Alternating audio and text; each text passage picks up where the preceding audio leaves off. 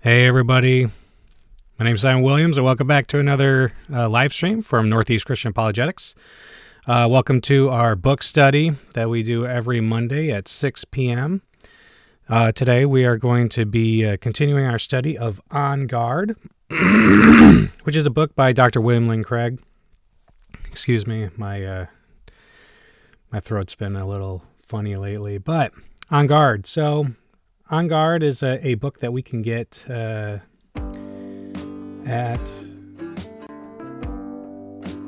christianbooks.com as well as amazon.com. And like I've said in every live stream, I think it's really important and good for you to get the book yourself and to buy it and to read it and study it.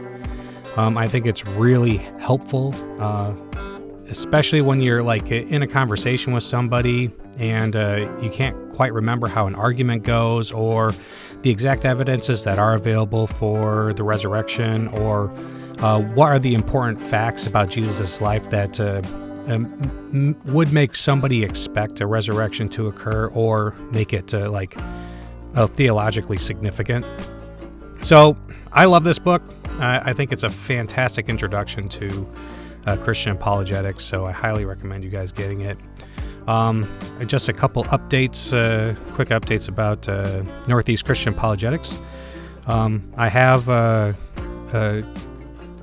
another church that I'm going to be teaching at called Castle Church in Norwich, and if you are in Norwich, then take a look at my website or the events section of my Facebook page. And there you'll find the days and the times of the part 1 of Apologetics 101 that we're going to be doing at Castle Church in Norwich. It's going to be starting in January on the 27th, and it's going to be on Saturdays at 10 a.m., and we're just going to be doing the introduction, which is going to be an introduction to Christian philosophy and things like that.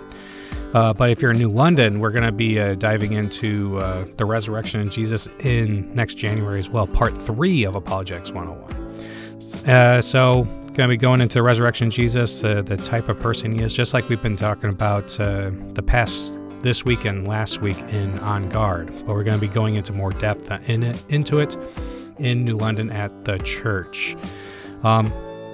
If you have any churches that you know of that would like to incorporate apologetics into their program as resources for their congregation, let me know, and I would help me connect with the pastor or the leadership of the church, and we'll see what we can do. Really want to get this information. It's not limited to apologetics. We can also talk about New Testament studies, textual criticism, and things of that nature, the historical Jesus, and that kind of stuff. I have a lot of resources, and you can find all those at www.nechristianapologetics.com. And but yeah, that's about it. I'm excited about doing that. But without any further delay, we can just as a real quick recap. Remember last week we were talking about Jesus, who I think is very easily arguably the most interesting person who's ever lived. And that's evidenced by the amount of literature that's been written about him and the amount of conversation that's happened, the number of people that follow him throughout history and today, and how widespread Christianity is. So it definitely seems like we're talking about a person who is relevant regardless of culture, age, sex, and it doesn't matter. So what we're going to be diving into this week is the resurrection of Jesus, and the historical evidences that indicate that it's reasonable to believe that he rose from the dead. Okay, so without any further delay, we'll just jump into the book, unless there's any comments or questions. Don't hesitate to go ahead and put a comment into the comments section. I'll try to address it while we're going. Just trying to get my camera set up. But yeah, I think that this is a really interesting topic. I like learning about Jesus, and I really like the history of the church. And since Dr. Craig's going to be going into this, but it is one of the most scandalous things about Christianity is that our religion, our faith, hinges on whether or not an event actually occurs. In other religions, it's not important whether or not an event actually occurred in the world. The religion will survive even if Buddha didn't do the actions that he did, for example. But for Christianity, it's a little different. Even Paul says, if Jesus is not risen from the dead, then your faith is ineffective. That it is useless. So that's what we're going to be looking into here. And lucky for us as Christians, we have good reasons to believe. All right, so chapter 9, Dr. Craig prefaces this chapter with Luke chapter 24, verse 5, which says, "Why seek ye the living among the dead?" And Dr. Craig says, as a part of my doctoral studies in Munich, I sat on various lectures and seminars given by Professor Dr. Pennenberg. One morning, he surprised us by announcing that he had a guest lecturer, a Canadian Jewish scholar named Pinchas Lapid, who now taught in Tel Aviv. When Pennenberg announced that Professor Lapid's topic that morning was to be the resurrection of Jesus, a feeling of resignation swept over me. I figured we were about to be served up the same old quash that is tirelessly repeated by liberal theologians in Germany. The story of the empty tomb is a late legend. Paul didn't believe in a physical resurrection. A physical resurrection body, the resurrection appearance stories in the Gospels are the products of anti-docetic, apologetic, blah, blah, blah. But as Lapid lectured, to my growing astonishment, he was not towing the party line, but defending historically Jesus' messianic claims, the credibility of the empty tomb narrative, and so on. When at the end of his lecture, he announced that he therefore concluded that the best explanation for the evidence was that the God of Israel raised Jesus from the dead. I nearly fell off my chair. Nothing so illustrates the historical credibility of Jesus' resurrection as the fact that this Jewish scholar was convinced, on the basis of the evidence, that his God, the God of Israel, whom he worshipped, had raised Jesus of Nazareth from the dead. In this chapter, I want to summarize the crucial elements in a historical case for Jesus' resurrection, so that you can share it with anyone who asks you for why you believe in the biblical God. A historical case for Jesus' resurrection will involve two steps. First, determining what is the evidence to be explained, and second, inferring which explanation of the evidence is the best explanation. It seems to me that the evidence can be summed up in three independently established facts. Number one, Jesus' empty tomb. Number two, Jesus' appearances alive after his death. And number three, the origin of the disciples' belief in his resurrection. Furthermore, I think that the best explanation of these three facts is God raised Jesus from the dead. I'll call this the resurrection hypothesis. The significance or meaning of Jesus' resurrection will be given by the context in which it occurs. It comes as God's vindication of Jesus' radical personal claims for which he was condemned as a blasphemer. Let's look first at the evidence to be explained and then at the best explanation of that evidence. So, resurrection. In Jesus' day, it was clear what the various Greek, Aramaic, etc. words for resurrection did not mean. Resurrection did not mean life after death in some disembodied form. It did not mean the immortality of the soul in either torment or paradise. And it did not mean reincarnation. It meant the reversal of death, restoration to some kind of bodily immortality. Many pagans believed in disembodied life after death, but they considered resurrection impossible. Some, not all, Jews expected resurrection for the righteous at the end of days, but not for anybody before then. A resurrected body might differ from our bodies, but it had to be a body. Neither a ghost nor a disembodied soul nor a spirit on a higher plane of consciousness would have been called resurrected. So, the evidence for Jesus' resurrection. If the three facts mentioned above, the empty tomb, the postmodern appearances, and the origin of belief in Jesus' resurrection can be established, and if no plausible natural explanation can account for them, as well as the resurrection hypothesis, then we're justified in inferring Jesus' resurrection as the best explanation of the facts. So let's examine the evidence supporting each of these three facts. The fact of Jesus' empty tomb. Here, I'll summarize 5 lines of evidence supporting the fact that the tomb of Jesus was found empty by a group of his woman followers on the Sunday after his crucifixion. So the evidence for Jesus' burial. First, the historical reliability of the story of Jesus' burial supports the empty tomb. Now you might ask, how does the fact of Jesus' burial prove that his tomb was found empty? The answer is this. If the burial story is basically accurate, then the location of Jesus' tomb was known in Jerusalem to both Jew and Christian alike. Since both were present when Jesus was laid in the tomb, but in that case, the tomb must have been empty when the disciples began to preach that Jesus was risen. Why? First, the disciples could not have believed in Jesus' resurrection if his corpse still lay in the tomb. It would have been wholly un-Jewish, not to say stupid, to believe that a man was raised from the dead when his body was known to be still in the grave. Second, even if the disciples had preached Jesus' resurrection despite his empty tomb, scarcely anybody else would have believed them. One of the most remarkable facts about the early Christian belief in Jesus' resurrection was that it flourished in the very city where Jesus had been publicly crucified. As long as the people of Jerusalem thought that Jesus' body was in the tomb, few would have been prepared to believe such nonsense as that Jesus had been raised from the dead. And third, even if they had so believed, the Jewish authorities would have exposed the whole affair simply by pointing to Jesus' tomb, or perhaps even exhuming the body as a decisive proof that Jesus had not been raised. To suggest, as some critics have said, that the Jewish authorities didn't take this business about Jesus being risen as anything more than a minor nuisance not worth dealing with is fantastic and contrary to the evidence. They were deeply concerned about squelching the budding Christian movement. Think of their hiring Saul of Tarsus to persecute Jewish Christians. They would certainly have checked out the tomb. Even if the remains in the tomb were no longer recognizable, the burden of proof would have been upon anyone who said that these were not Jesus' remains. But no such dispute over the identification of Jesus' corpse ever seems to have taken place.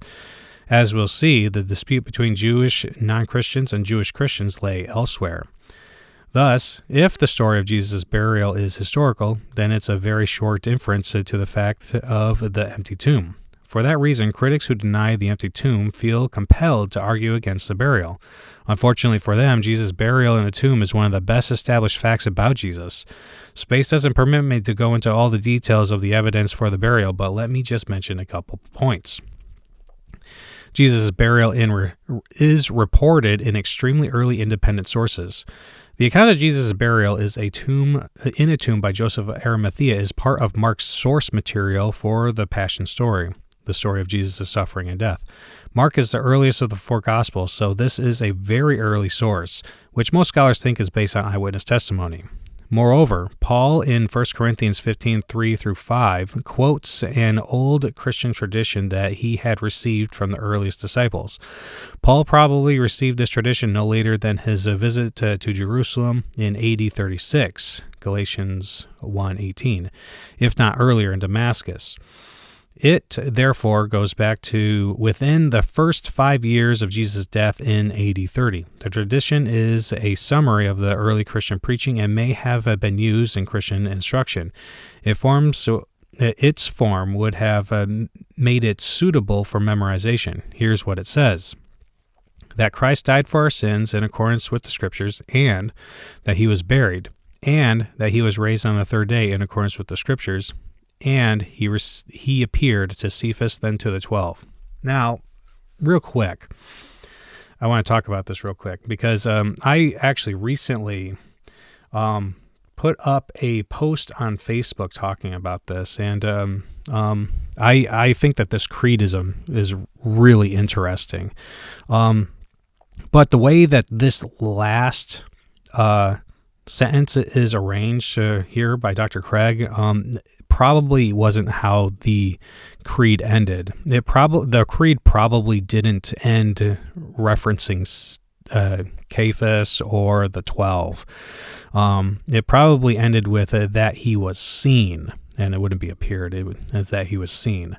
It would make the creed flow much more nicely, and that's actually how the Greek is actually oriented. But another really interesting thing about this is that Dr. Craig only mentions 3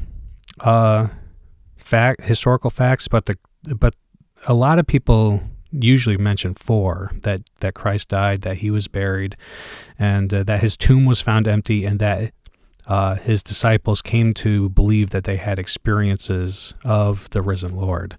And so I really think that this creed is really interesting, where the early Christians just happened to formulate a creed around historical facts that are widely accepted by modern new scholars, both secular and Christian alike. So I go into more detail on my Facebook post about it, but so go ahead and check out my page if you want to take a look at what I said. But really interesting. I love this creed. Anyway, Dr. Craig continues. Notice that the second line in this tradition refers to Jesus' burial, but we might wonder, was the burial mentioned in Paul's tradition the same event as the burial by Joseph of Arimathea? The answer to that question is made clear by a comparison of the four-line formula passed on by Paul with the gospel narratives on the one hand and the sermons of Acts of the Apostles on the other. That's 1 Corinthians 15, 3-5, Acts 13, 28-31, Mark 15, 37 through Mark 16-7. Christ died. Though they found no cause for a sentence of death, they asked Pilate to have him killed. And Jesus gave a loud cry and breathed his last. He was buried. They took him down from the tree and laid him in a tomb. Joseph brought a linen cloth, and taking down the body, wrapped it in the linen cloth and laid it in a tomb. And he was raised. But God raised him from the dead. He has been raised. He is not here. Look, there is the place they laid him. He appeared, and for many days he appeared to those who came with him from Galilee to Jerusalem, and they are now his witnesses to the people. But go, tell his disciples and Peter that he is going ahead of you to Galilee. There you will see him. This remarkable correspondence of independent traditions is convincing proof that Paul's four-line formula is a summary or outline of the basic events of Jesus' passion and resurrection, including his burial in the tomb. We must, it's interesting. I talked about this with some non-Christians actually earlier today, and actually, was it earlier today or yesterday? It might have been yesterday, but they're like, they have a tendency to reject that this creed is talking about a burial in a tomb because the creed doesn't specifically mention a tomb. But the point of a creed is only to, it's supposed to provide guidance on organizing a believer's thoughts about what they believe, and to provide an opportunity to elaborate on certain points. It's not meant to be an extensive detailing of a person's beliefs, but just a quick, pithy, key point statement for things. So it's not surprising that there isn't much detail in the creed, but to say that there's no correspondence, saying that he was buried, saying that does not in any way correspond to he was buried in a tomb, is just absurd. So bear that in mind when you're talking about this creed online with people. So Dr. Crick continues, we thus have evidence from some of the earliest independent sources in the New Testament for the burial of Jesus in the tomb. But that's not all. Further independent testimony to Jesus' burial by Joseph is also found in the sources behind Matthew and Luke and the Gospel of John. The differences between Mark's account of the burial and those of Matthew and Luke suggest that they had sources other than Mark alone. Moreover, we have another independent source for the burial in John's Gospel. Finally, we have the early sermons of the book of Acts, which have probably preserved the early preaching of the apostles. These sermons also mention Jesus' internment in a tomb. Thus, we have the remarkable number of at least 5 independent sources for Jesus' burial, some of which are extraordinarily early. So straight to the source. The gospel writers used sources for the life of Jesus as they themselves tell us. Much of the New Testament studies is devoted to detecting those sources, for they will drive you back very close to the events themselves, thereby reducing the probability of legend or alteration. Mark, for example, was likely one of the sources used by Matthew and Luke. Mark evidently had a source for the Passion story since it stands out in his gospel as a connected narrative. Matthew and Luke also had other sources than Mark. Some think they had a collection of Jesus' sayings, to which scholars have assigned the arbitrary name Q. By contrast, John is usually thought to be independent of the other 3 Gospels. Paul says explicitly in 1 Corinthians 15, 3-5, he is handing a prior tradition about Jesus, a fact confirmed by many non-Pauline traits in the writing. Many scholars think that behind the Sermon of Acts lie sources for early Christian preaching like Luke used. These are just a few of the principal sources that lie behind the New Testament documents. Now, remember that On Guard is an introduction to these kinds of things. So Dr. Craig goes into a lot more detail on this kind of stuff in his book, Reasonable Faith, as well as his scholarly articles and his scholarly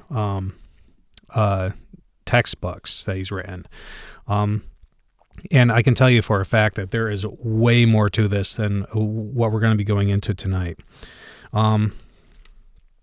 But yeah, there is a lot of sources that are alluded to in the Gospels and also the Book of Acts that textual critics are able to detect through careful study. All right, so 2. As a member of the Jewish Sanhedrin that condemned Jesus, Joseph of Arimathea is unlikely to be a Christian invention. So remember, we're talking. These are alluding to like criteria of authenticity that we mentioned last week in when we were talking about Jesus. Remember that the earlier the source material we have, the better. And the source material, we have to remember, is always earlier than the document itself. As long as it's referring to an actual event. Obviously, they don't have cameras back then, so you can't get something that's happening at the same time as the event.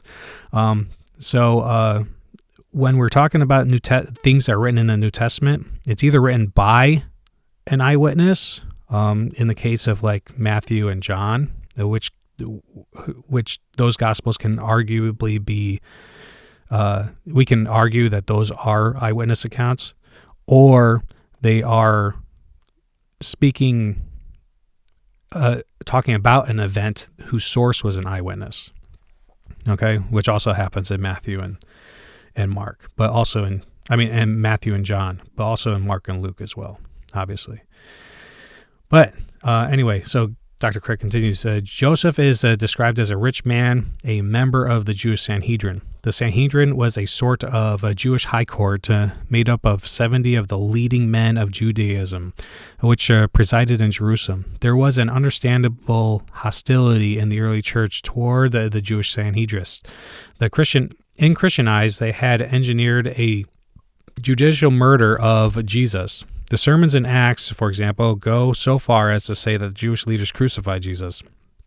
Given his status as a Sanhedrist, Joseph is the last person you'd expect to care properly for Jesus.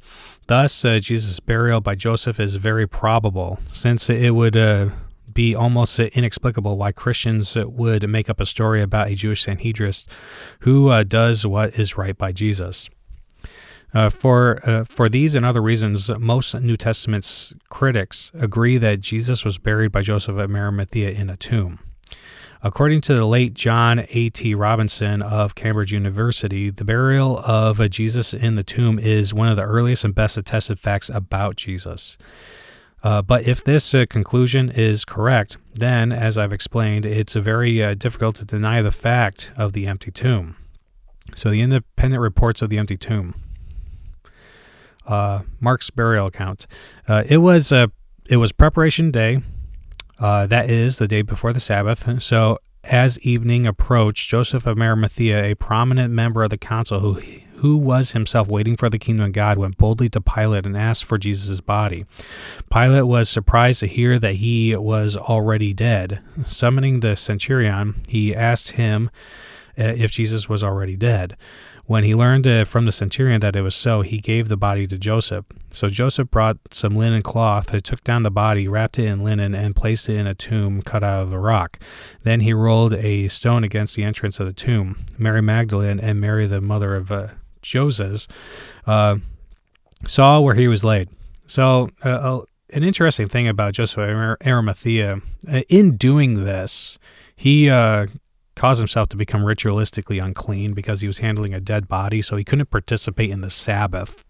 He couldn't participate in the Passover. In the earlier of the Gospels, the Jewish leaders have Pilate come out to them to talk to them, because even going into a Gentile's house would cause you to become unclean. But Joseph just goes right in there. He just goes right in there and talks to Pilate, a Gentile, because I guess he's like, I'm going to go and handle Jesus. He also gave Jesus like a royal burial. He brought out spices, myrrh and aloe that weighed up to 65 pounds. So Joseph of Arimathea was definitely a rich man, and he gave Jesus a kingly burial to what he could afford. The second line, so Dr. Craig continues, the second line of evidence regarding the empty tomb is this. The discovery of Jesus' empty tomb is independently reported in very early sources. Mark's Passion source probably didn't end with Jesus' burial with the women's discovery of Jesus' empty tomb. For the burial story and the empty tomb story are really one story, forming a smooth, continuous narrative.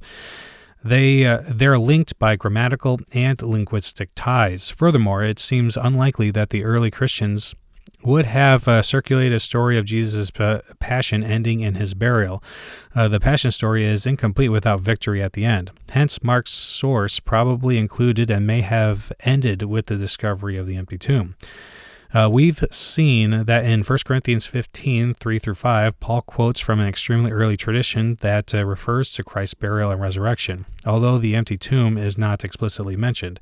A comparison of the four-line formula of the gospel narratives on the one hand and the sermons in Acts on the other reveals that the third line is, in fact, a summary of the empty tomb story. Moreover, two further features of Paul's tradition imply the empty tomb. First, the expression "he was buried," followed by the expression "he was raised," implies the empty tomb. The idea that a man could be buried and then be raised from the dead, and yet his body still remain in the grave, is a peculiarly modern notion. For first-century Jews, there would have been no question but that the tomb of Jesus would have been empty. Therefore, when the tradition states that Jesus was buried and he was raised, it automatically implies that a empty tomb was left behind. Giving the early date and origin of this tradition, its drafters could not have believed such a thing were the tomb not empty. All right, so something I really want to mention real quick is that Dr. Craig keeps saying that this tradition is very early. Earlier on, he said that this tradition probably goes back to within like 5 or 6 years of Jesus' death. And he says no later than, but he also says that Paul probably received this tradition.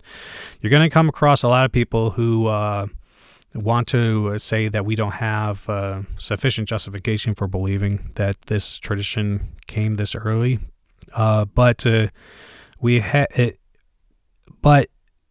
to remember that 1 Corinthians was is earlier than all the Gospels. The latest you can probably date 1 Corinthians is probably 50 to mid-50s AD. And so we're talking about Paul already receiving this tradition. And it wouldn't be surprising to have such a simple... I love this creed in that it's amazing they're able to condense so much into such a small creed, but it also is very simple to formulate. So it's not unreasonable at all to believe that Paul received the tradition when he visited Jerusalem after his conversion. We don't know exactly when Paul was converted, but it probably was within a few years after Jesus' crucifixion. So what I'm trying to say is that 36 or even like 40 is not far off the mark. And even if you concede that he got it like a couple years before 1 Corinthians, that would have been like in the late 40s. That's still extremely early, extremely early. So not a big deal. All right, so let's see here. We read that. It's still very early, even if it isn't as early as Dr. Craig is saying. All right, so the expression on the third day implies the empty tomb. Second, the expression on the third day implies the empty tomb. Very briefly summarized, since no one actually saw Jesus rise from the dead, why did the early disciples proclaim that he had been raised on the third day? Why not the seventh day? The most likely answer is that it was on the third day that the women discovered the tomb of Jesus empty. And so naturally the resurrection itself came to be dated on that day. Mark's empty tomb account. So this is in the Gospel of Mark. When the Sabbath was over, Mary Magdalene, Mary the mother of James, and Salome bought spices so that they might go to anoint Jesus' body. Very early on the first day of the week, just after sunrise, they were on their way to the tomb, and they asked each other, "Who will roll the stone away from the entrance of the tomb?" But when they looked up, they saw that the stone, which was very large, had been rolled away. As they entered the tomb, they saw a young man dressed in white robes sitting on the right side, and they were alarmed. "Don't be alarmed," he said. "You are looking for Jesus, the Nazarene, who was crucified. He is risen. He is not here. First, see the place where they laid him. But go, tell his disciples and Peter. He is going ahead of you into Galilee. There you will see him, just as he told you." Trembling and bewildered, the women went out and fled from the tomb. They said nothing to anyone because they were afraid. We have then extraordinarily early independent evidence for the fact of Jesus' empty tomb. The discovery of Jesus' empty tomb cannot be written off as a later legendary development. But there's more. For once again, there are good reasons to discern independent sources for the empty tomb in the other Gospels and Acts. Matthew is clearly working with an independent source, for he includes the story of the guard at the tomb, which is unique to his Gospel. Moreover, his comment about how the rumor that the disciples had stolen Jesus' body is still told among Jews to this day shows that Matthew is responding to prior tradition. Luke also has an independent source, for he tells the story not found in Mark of two disciples visiting the tomb to verify the women's report that the tomb was vacant. The story can't be regarded as Luke's creation, since the incident is independently reported in John. And again, given John's independence of the other three Gospels, we have yet another independent report of the empty tomb. Finally, in the sermons in the book of Acts, we again have indirect references to the empty tomb. For example, Peter draws the sharp contrast. David died and was buried, and his tomb is with us to this day. But this Jesus, God raised up. Historians think they've hit historical pay dirt when they have two independent accounts of the same event. But in the case of the empty tomb, we have no less than 6. And some of these are among the earliest material to be found in the New Testament. The simplicity of Mark's account. The third line of evidence for the empty tomb is that Mark's story is simple and lacks legendary development. Like the burial account, Mark's account of the empty tomb is remarkably simple and unembellished by theological motifs, likely to characterize a later legendary account. For example, the resurrection itself is not witnessed or described, and there's no reflection on Jesus' triumph over sin and death. No use of divine titles, no quotation of fulfilled prophecy, no description of the risen Lord. It's very different from a Christian fictional creation. Just compare how the resurrection portrays in modern passion plays. So the Gospel of Peter's account of the resurrection. Oh, here we go. Early in the morning on the Sabbath, as the Sabbath dawned, there came a large crowd from Jerusalem and the surrounding area to see the sealed tomb. But during the night before the Lord's day dawned, as the soldiers were keeping guard 2 by 2 in every watch, there came a great sound in the sky.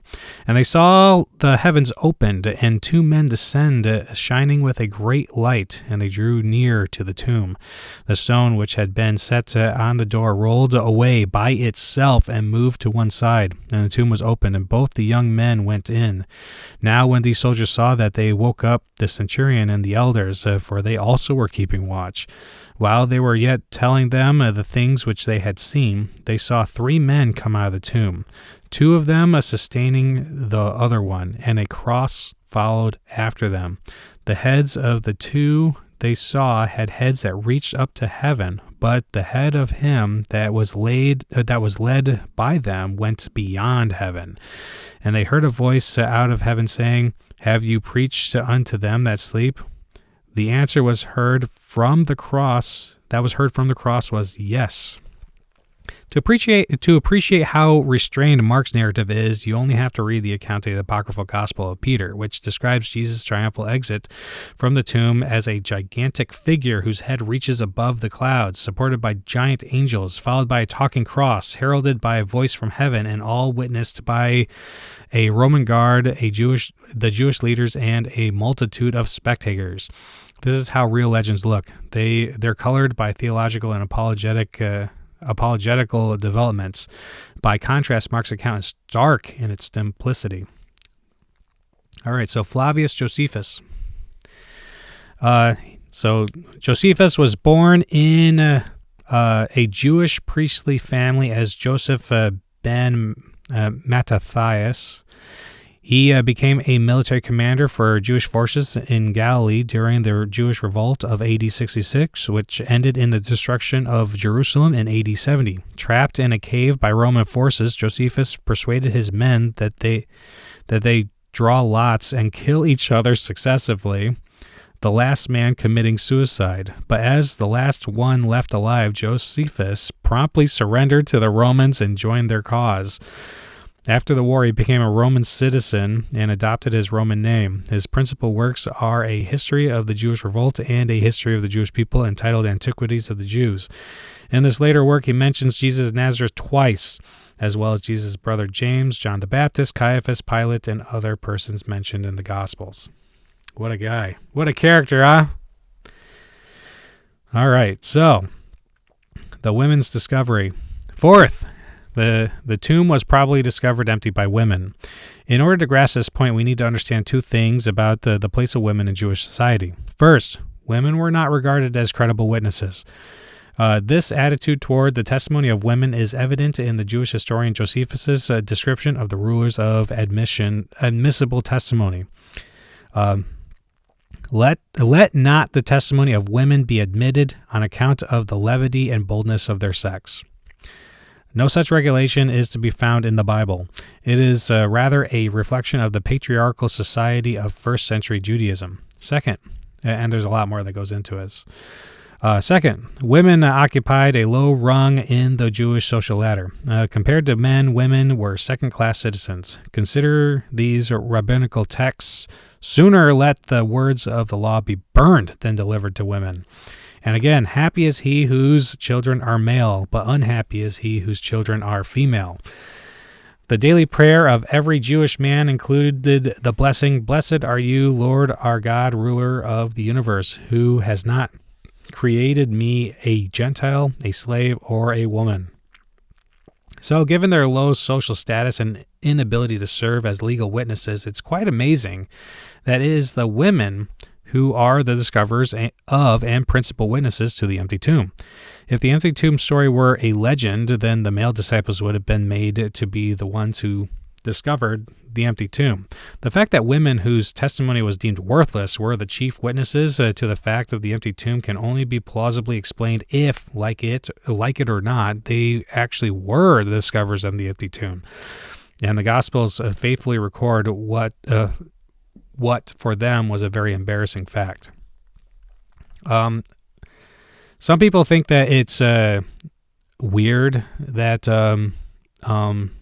to say that's an embarrassing fact to have women discoverers for women to be discoverers of the empty tomb, because they like to say that caring for the dead or burying them was a woman's task. But so you would expect women to discover the empty tomb if it was their job to handle the dead.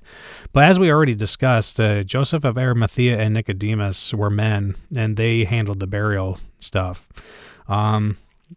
Whether or not they used slaves to do it, it doesn't matter. Like they had this stuff with them, and they handled the burial stuff. So it wasn't a custom that was limited to women.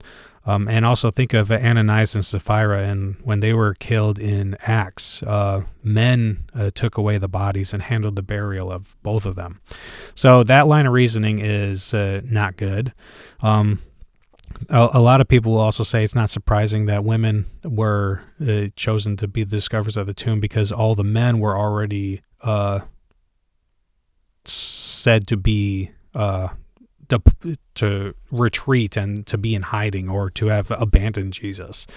But we have accounts of like some of the male disciples being around, like Peter hovering around for a while, and also Jesus' beloved disciple that was at the cross when Jesus died in accordance with the Gospel of John. So it's not out of the realm of possibility for them to be like, well, let's have, if they were at liberty to lie, to have men go to the tomb. And also when the in the Garden of Gethsemane, when the disciples abandoned Jesus, the Greek word for disciple there isn't limited to speaking of male disciples. It could be all of Jesus' disciples, whether they're male or female, abandoned Jesus. So there's a lot of arguments about this kind of stuff, but they're not particularly persuasive to me. But yeah, there's a lot to this, like I said. So Dr. Craig continues, the earliest Jewish response. Finally, the earliest Jewish response to the proclamation of Jesus' resurrection presupposes the empty tomb. In Matthew's Gospel, we find an attempt to refute the earliest Jewish response to the Christian proclamation of the resurrection. While they were going, behold, some of the guard went into the city and told the chief priests all that had taken place. And when they had assembled with the elders and taken counsel, they gave a sum of money to the soldiers and said, "Tell people his disciples came by night and stole him away while we were asleep. And if this comes to the governor's ears, we will satisfy him and keep you out of trouble." So they took the money and did as they were directed. And this story has been spread among the Jews to this day. Now, our interest isn't so much in Matthew's story of the guard at the tomb as his incidental remark at the end. This story has been spread among the Jews to this day. This remark reveals that the author was concerned to refute a widespread Jewish explanation of the resurrection. All right, so our first talk about it. And just as a reminder, I'm going to provide my initial response to this, and don't be afraid to leave a comment talking about what you think as well, and we can talk about it further. But if you were to talk to a non-Christian friend about the evidence for the empty tomb, how do you think he or she would respond? So I have talked to a lot of people about the the empty tomb kind of stuff, and non-Christian friends about it. And they generally have a lot of skeptical questions, and they in order to really appreciate the evidences, you kind of need to do a lot of, you have to elaborate on the historical context and what kind of historical evidences are persuasive, and compare them to other historical figures like Alexander the Great or Caesar and things of that nature, to talk about why these things are persuasive, that we're talking about, like the very early dating of the Gospels. That when we talk about things like Homer's Odyssey, how we don't even know when that was dated, and our earliest date is in the 1st century AD for Homer's Odyssey, when we know Homer's speaking of events that happened hundreds of years earlier. So like, and our earliest copy of the Greek New Testaments are like from the mid 1st century. So so we're talking about documents that are really close to the events that they're talking about. Dew says, I am sure they would say things like the tomb was always empty or the body was moved, stuff like that. Yeah. They say that the tomb was always empty because,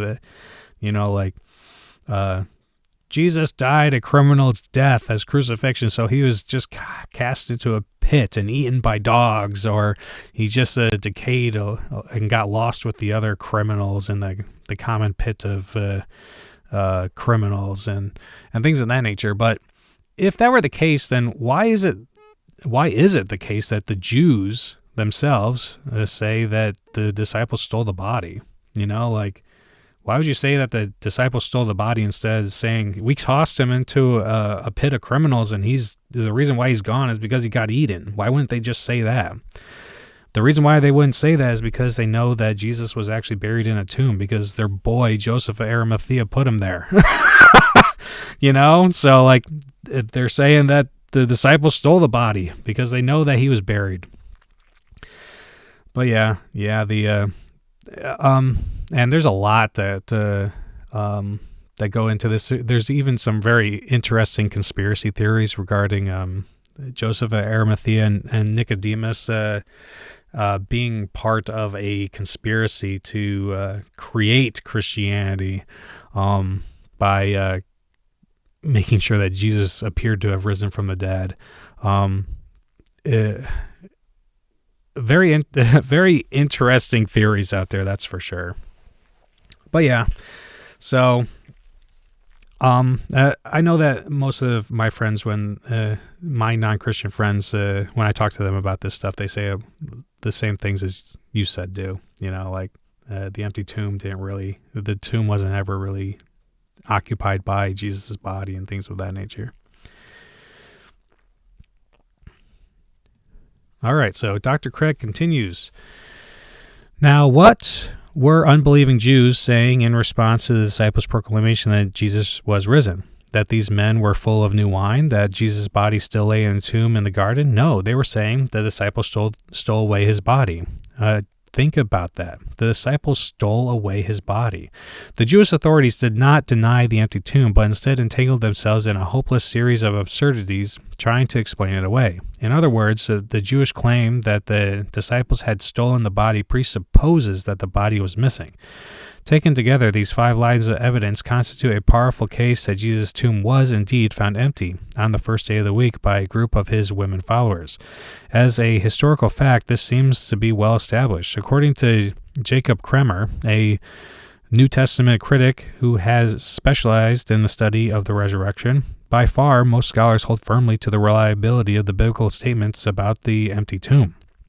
In fact, in a survey over 2,200 publications on the resurrection in English, French, and German since 1972, Gary Habermas found that 75% of scholars accept the historicity of the discovery of Jesus' empty tomb.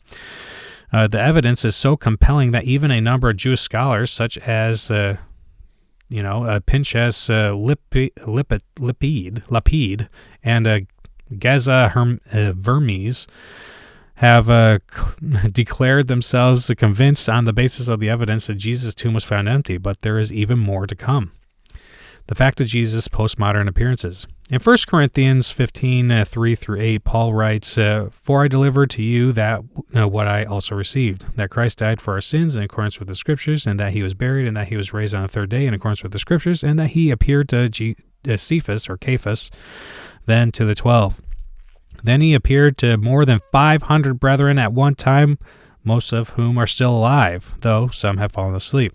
Then he appeared to James, and then to all the apostles. Last of all, as to one untimely born, he also appeared to me." All right, so this is a truly remarkable claim. We have here an indisputably authentic letter of a man personally acquainted with the first disciples, and he reported that they actually saw Jesus alive after his death. More than that, he says that he himself also saw an appearance of Jesus. What are we to make of this claim? Did Jesus really appear to people alive after his death? To answer this question, let's first consider the evidence for the resurrection appearances of Jesus. Once again, space won't allow me to examine in detail all the evidence for Jesus' postmodern appearances, but I'd like to look at three main lines of evidence. Paul's list of eyewitnesses. First, Paul's list of eyewitnesses. Just 1 second. Okay, so Paul's list of eyewitnesses to Jesus' resurrection appearances guarantees that such appearances occur. In 1 Corinthians 15, Paul gives a list of witnesses to Jesus' resurrection appearances. Let's look briefly at each appearance to see whether it's plausible that such an event actually took place. Number 1, appearances to Peter. Appearance to Peter. We have no story in the Gospels telling of Jesus' appearance to Peter, but the appearance is mentioned here in the old Christian tradition quoted by Paul, which originated in the Jerusalem church and is vouched for by the Apostle Paul himself. So we know from Galatians 1:18, Paul spent about 2 weeks with Peter in Jerusalem 3 years after his conversion on the road to Damascus. So Paul knew personally whether Peter claimed to have had such an experience or not. In addition to this, the appearance of Peter is mentioned in another old Christian tradition found in Luke 24:34. The Lord has risen indeed. He has appeared to Simon. That Luke is passing on a prior tradition here is evident from the awkward way in which it is inserted into his story of the appearance of the Emmaus disciples. So, although we have no story of the appearance of Peter, it is quite well founded historically. As a result, virtually all New Testament critics agree that Peter saw an appearance of Jesus alive from the dead. 2, appearance to the 12. Undoubtedly, the group referred to here is that the original group of 12 disciples who had been chosen by Jesus during his ministry, minus, of course, Judas, whose absence didn't affect the formal title of the group. This is the best attested resurrection appearance of Jesus. It, too, is included in the very early traditional formula that Paul cites. And Paul himself had a contact with 12 members of the 12. Moreover, we have independent stories of this appearance in Luke 24:36 through 42 and John 20:19 through 20. Undoubtedly, the most notable feature of these appearance stories is the physical demonstrations of Jesus' showing his wounds and eating before the disciples. The purpose of the physical demonstrations is to show two things. First, that Jesus was raised physically, and second, that he was the same Jesus who had been crucified. There can be little doubt that such an appearance occurred, for it is attested in the old Christian tradition, vouched for by Paul, who had a personal contact with the 12 and is independently described by both Luke and John. Number 3, appearance to 500 brethren. The first appearance comes as somewhat of a shock. Then he appeared to more than 500 brethren at one time. And this is surprising since we have no mention whatsoever of this appearance elsewhere in the New Testament. This might make us rather skeptical about this appearance, but Paul himself apparently had a personal contact with these people since he knew that some had died. This is seen in Paul's parenthetical comment, most of whom are still alive, though some have fallen asleep. Why does Paul add this remark? The great New Testament scholar of Cambridge University, C.H. Dodd, replies, there can hardly be any purpose in mentioning the fact that most of the 500 are still alive unless Paul is saying, in effect, the witnesses are there to be questioned. Notice Paul could never have said this if the event had not occurred. He could not have challenged people to talk to the witnesses if the event had never taken place and there were no witnesses. But evidently there were witnesses to this event, and Paul knew that some of them had died in the meantime. Therefore, the event must have taken place. I think that this appearance is not related in the Gospels because it probably took place in Galilee. As one pieces together the various resurrection appearances in the Gospels, it seems they occurred first in Jerusalem, then in Galilee, and then in Jerusalem again. The appearance of the 500 would have to be out of doors, perhaps on a hillside near a Galilean village. In Galilee, thousands had gathered to hear Jesus teach during his ministry. Since the Gospels focus their attention on the appearances in Jerusalem, we don't have any story of this appearance to the 500. An intriguing possibility is that the appearance predicted by the angel at the tomb is described in Matthew 28:16 through 17. Number 4, appearance to James. The next appearance is one of the most amazing of all. Jesus appeared to James, his younger brother. What makes this amazing is that apparently neither James nor any of Jesus' younger brothers believed in Jesus during his lifetime. They didn't believe he was the Messiah or a prophet or even anybody special. By the criterion of embarrassment, this is doubtless a historical fact of Jesus' life and ministry. But after the resurrection, Jesus' brothers show up in the Christian fellowship in the upper room in Jerusalem. There's no further mention of them until Acts 12 through 17, or 12 verse 17. The story of Peter's deliverance from prison by the angel. What are Peter's first words? Report this to James. In Galatians chapter 1, verse 19, Paul tells of his 2-week visit to Jerusalem about 3 years after his Damascus Road experience.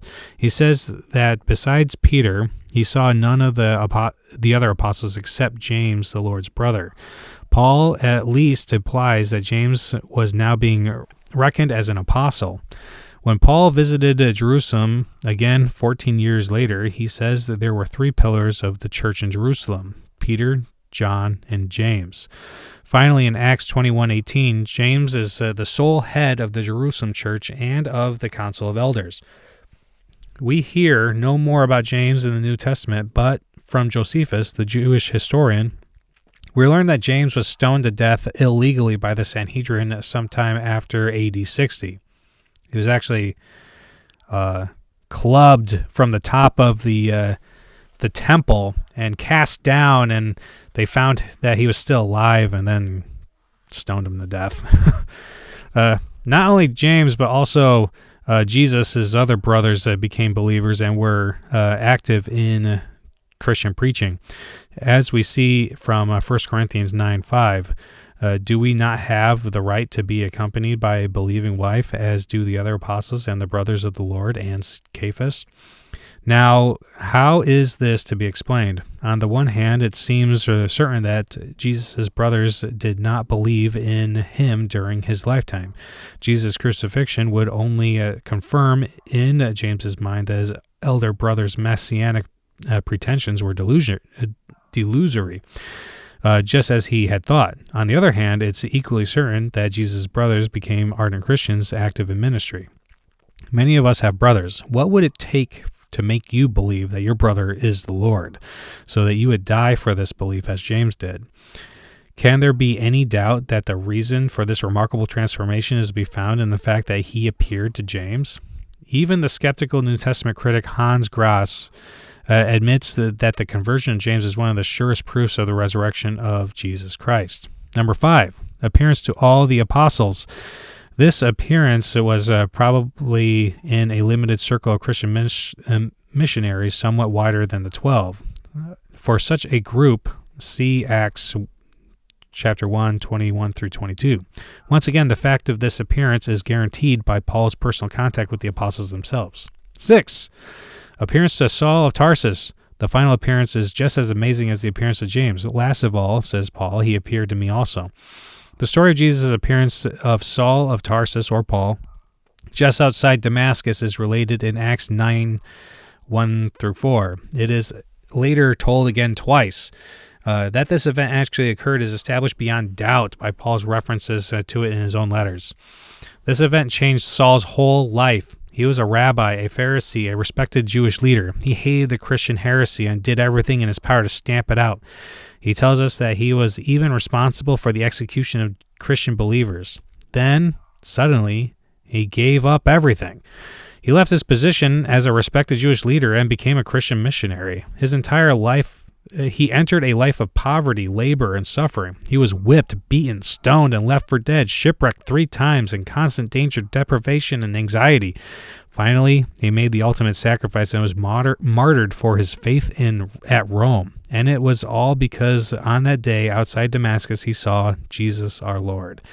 In summary, Paul's testimony makes it historically certain that various individuals and groups of people experienced appearances of Jesus after his death and burial. All right, so the independent gospel accounts. Further, the gospel accounts provide multiple independent reports of postmodern appearances of Jesus, even some of the same appearances found in Paul's list. The appearance to Peter is independently mentioned by Paul and Luke, and is universally acknowledged by critics. The appearance of the 12 is independently reported by Paul, Luke, and John, and is again not in dispute. The appearance to the women disciples is independently reported in Matthew and John, and enjoys as well ratification by the criterion of embarrassment, given the low credibility accorded to the testimony of women. It's generally agreed that the absence of this appearance from the list of appearances in the tradition quoted by Paul is a reflection of the discomfort in citing female witnesses.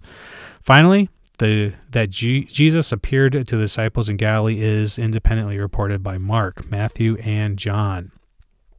Taken sequentially, the appearances follow the pattern of Jerusalem, then Galilee, then Jerusalem again, matching the pilgrimages of the disciples as they returned to Galilee following the Passover feast of unleavened bread, the feast of unleavened bread, and then traveled again to Jerusalem 2 months later for Pentecost.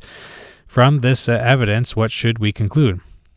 We can call these appearances hallucinations if we want to, but we cannot deny that they occurred. Even the skeptical critic Gerd Ludemann is emphatic. It may be taken as historically certain that Peter and the disciples had experiences after Jesus' death in which Jesus appeared to them as a risen Christ.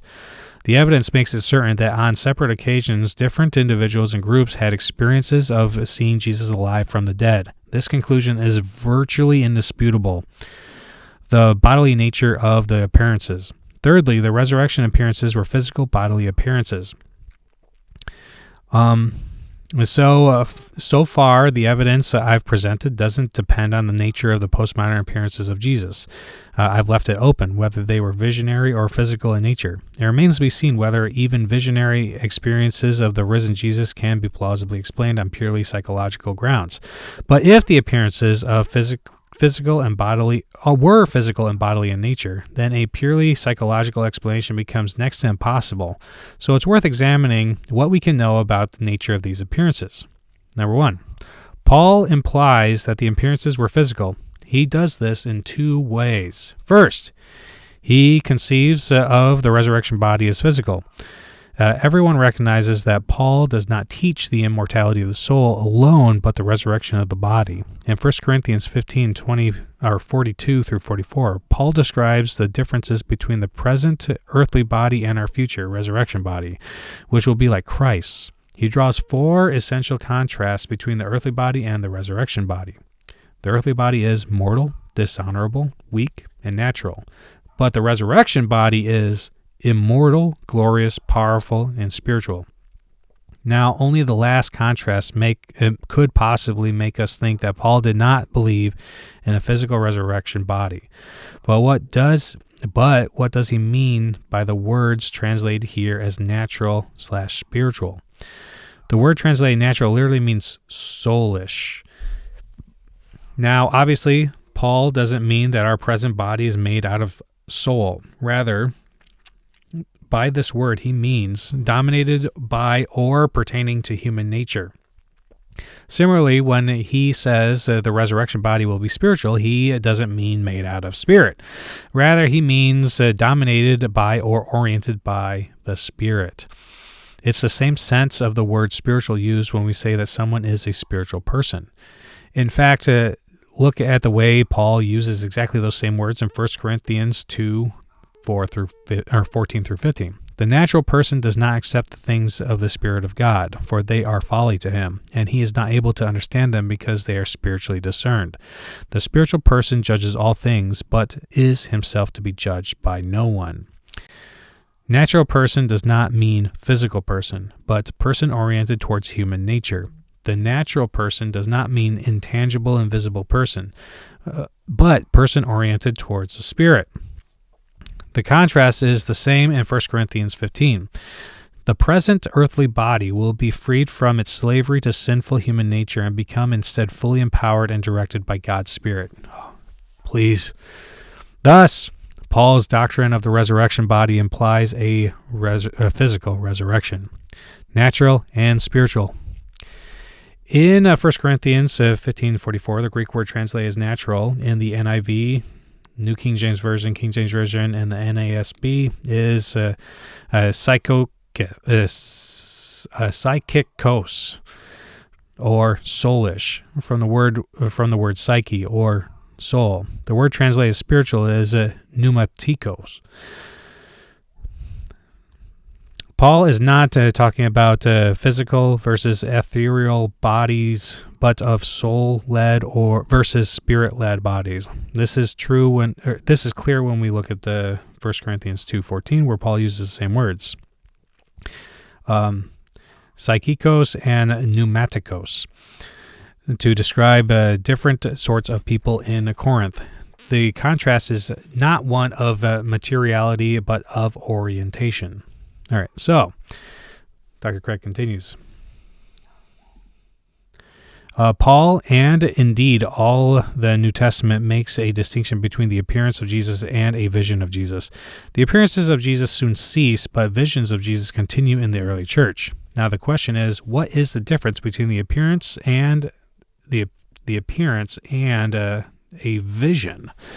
The answer of the New Testament seems to be clear. A vision, though caused by God, was purely in the mind, while an appearance took place out there in the external world. Compare Stephen's vision of Jesus in Acts 7 with the resurrection appearance of Jesus. Though Stephen saw an identifiable bodily image, what he saw was a vision of a man, not a man who was physically there.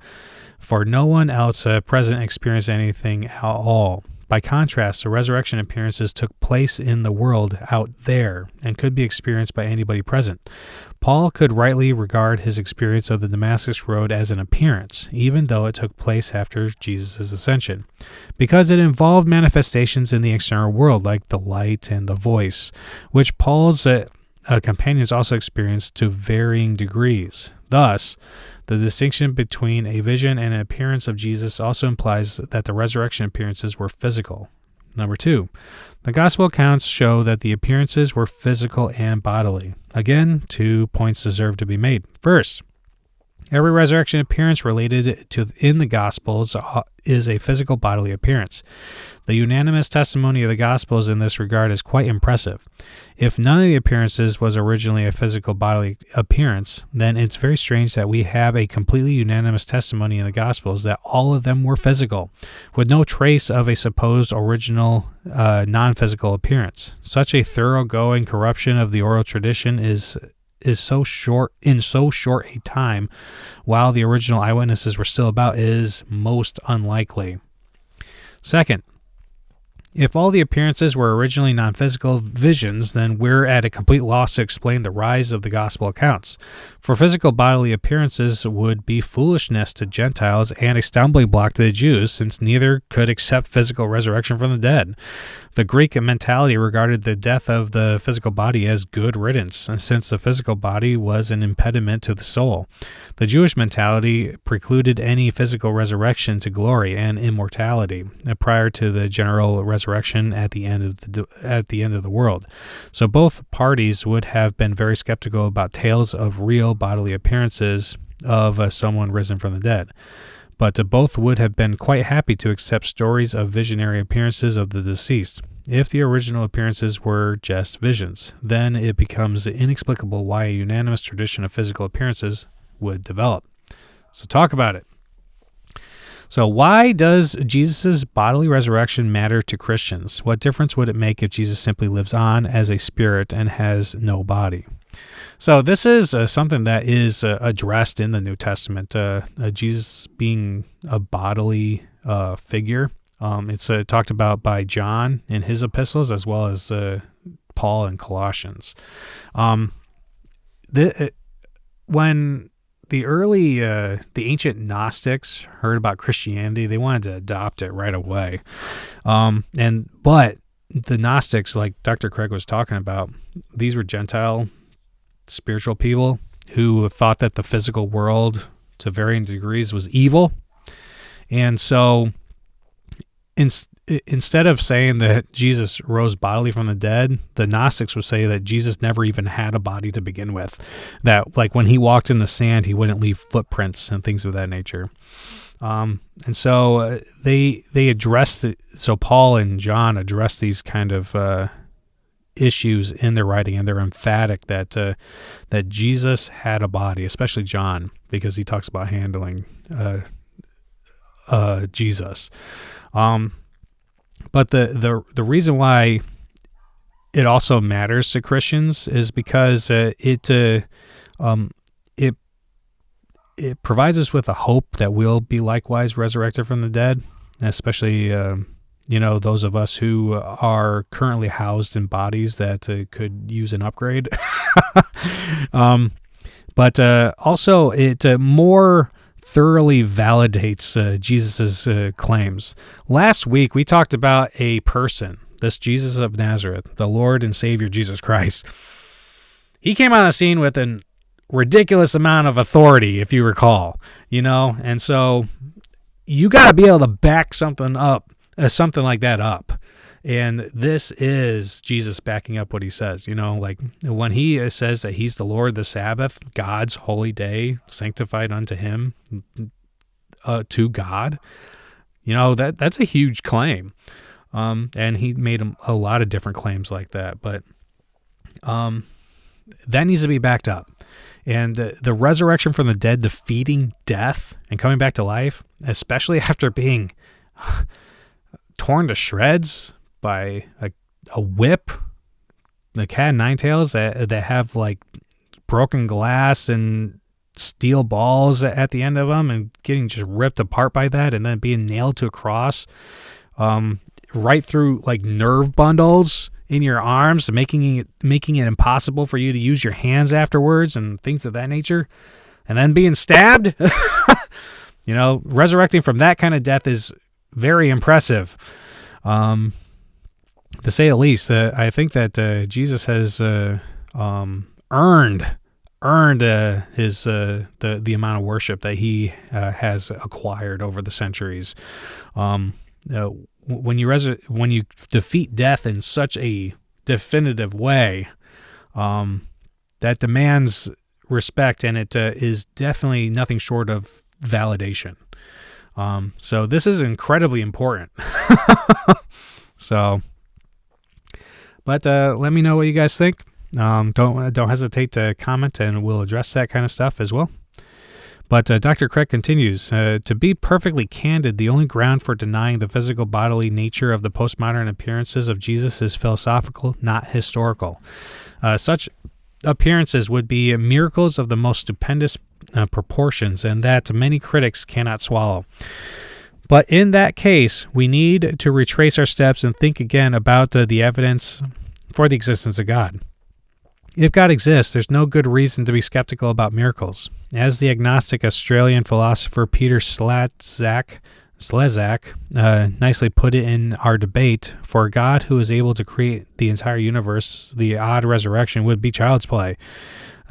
So on the basis of these 3 lines of evidence, we can conclude that the fact of Jesus' postmodern appearances to various individuals and groups under a variety of circumstances is firmly established historically, and moreover that these appearances were bodily and physical. All right, so the fact of the origin of the Christian faith. The third fact to be explained is the very origin of the Christian faith. We all know that Christianity sprang into being sometime midway through the 1st century AD. Why did it come into existence? What caused this movement to begin? Even skeptical New Testament scholars recognize that the Christian faith owes its origin to the belief of the earliest disciples that God had raised Jesus of Nazareth from the dead. In fact, they pinned nearly everything on this belief. All right, so our third talk about it. Which of the lines of evidence in this chapter do you find most convincing personally? How do you think Christians would respond to various lines of evidence? Which would be most compelling for them? So the lines of evidence that I think is most compelling in this book, I think is talking about like James's conversion to Christianity and Paul's conversion to Christianity. I think those are very significant. I think that he's right when he asks the question, what would it take for you to believe that your brother is God incarnate? It would take some significant evidence for me to believe that. That's for sure. Even if your brother was like a great guy, it would be hard for me to believe that even if my brother was a great guy, I would be like super good and everything like that. It would be hard for me to believe that this is the Messiah, the God incarnate. So to convert to that, I find that to be very persuasive myself. I also find the Jews themselves claiming that the disciples stole the body to be very persuasive. And I already talked about that earlier. I find that to be very persuasive. But one of the most, and also the fact that Christianity sprung out of Jerusalem, the place where Jesus was crucified, that's amazing to me. You guys watched him get killed, but everybody in Jerusalem is coming to faith,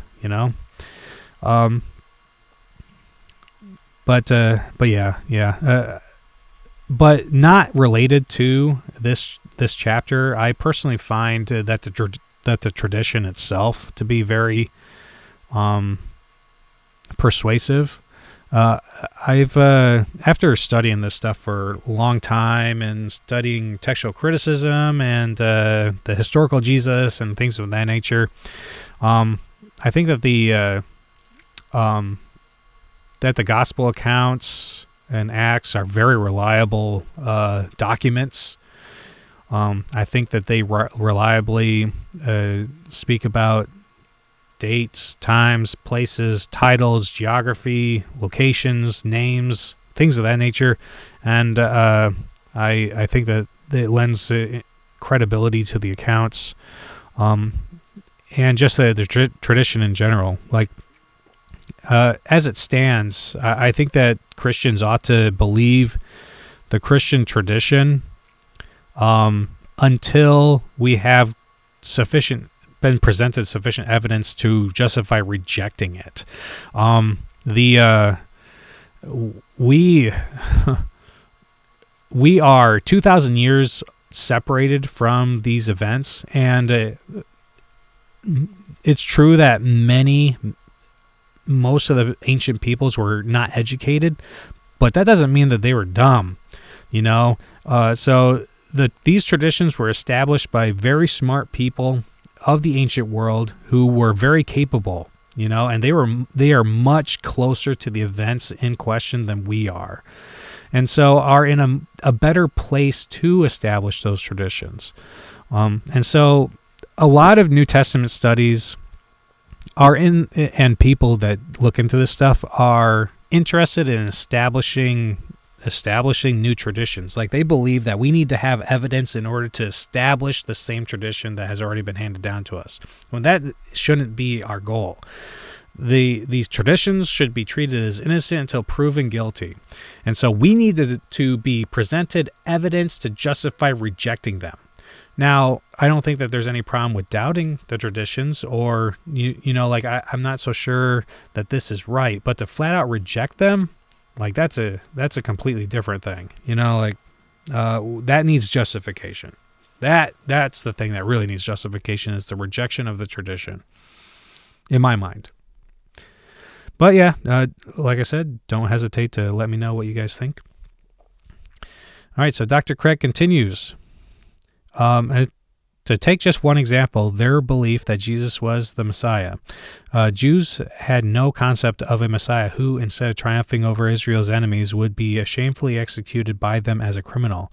Messiah was supposed to be a triumphant figure who would command the respect of Jews and Gentiles alike, and who would establish the throne of David in Jerusalem. A Messiah who failed to deliver and to reign, who was defeated and humiliated and slain by his enemies, is a contradiction in terms. Nowhere do Jewish texts speak of such a Messiah. Therefore, it's difficult to overemphasize what a disaster the crucifixion was for the disciples' faith. Jesus' death on the cross spelled the humiliating end of any hopes they had entertained that he was the Messiah. But the belief in the resurrection of Jesus reversed the catastrophe of the crucifixion, because God had raised Jesus from the dead. He was seen to be Messiah after all. Thus, Peter proclaims in Acts 2:23-36, "This man God raised. Let the entire house of Israel know with certainty that God has made him both Lord and Messiah, this Jesus whom you crucified." It was on the basis of belief in his resurrection that the disciples could believe that Jesus was the Messiah. It's no surprise, therefore, that belief in Jesus' resurrection was universal in the early Christian church. The traditional formula quoted in 1 Corinthians 15:3-7, in which the gospel is defined as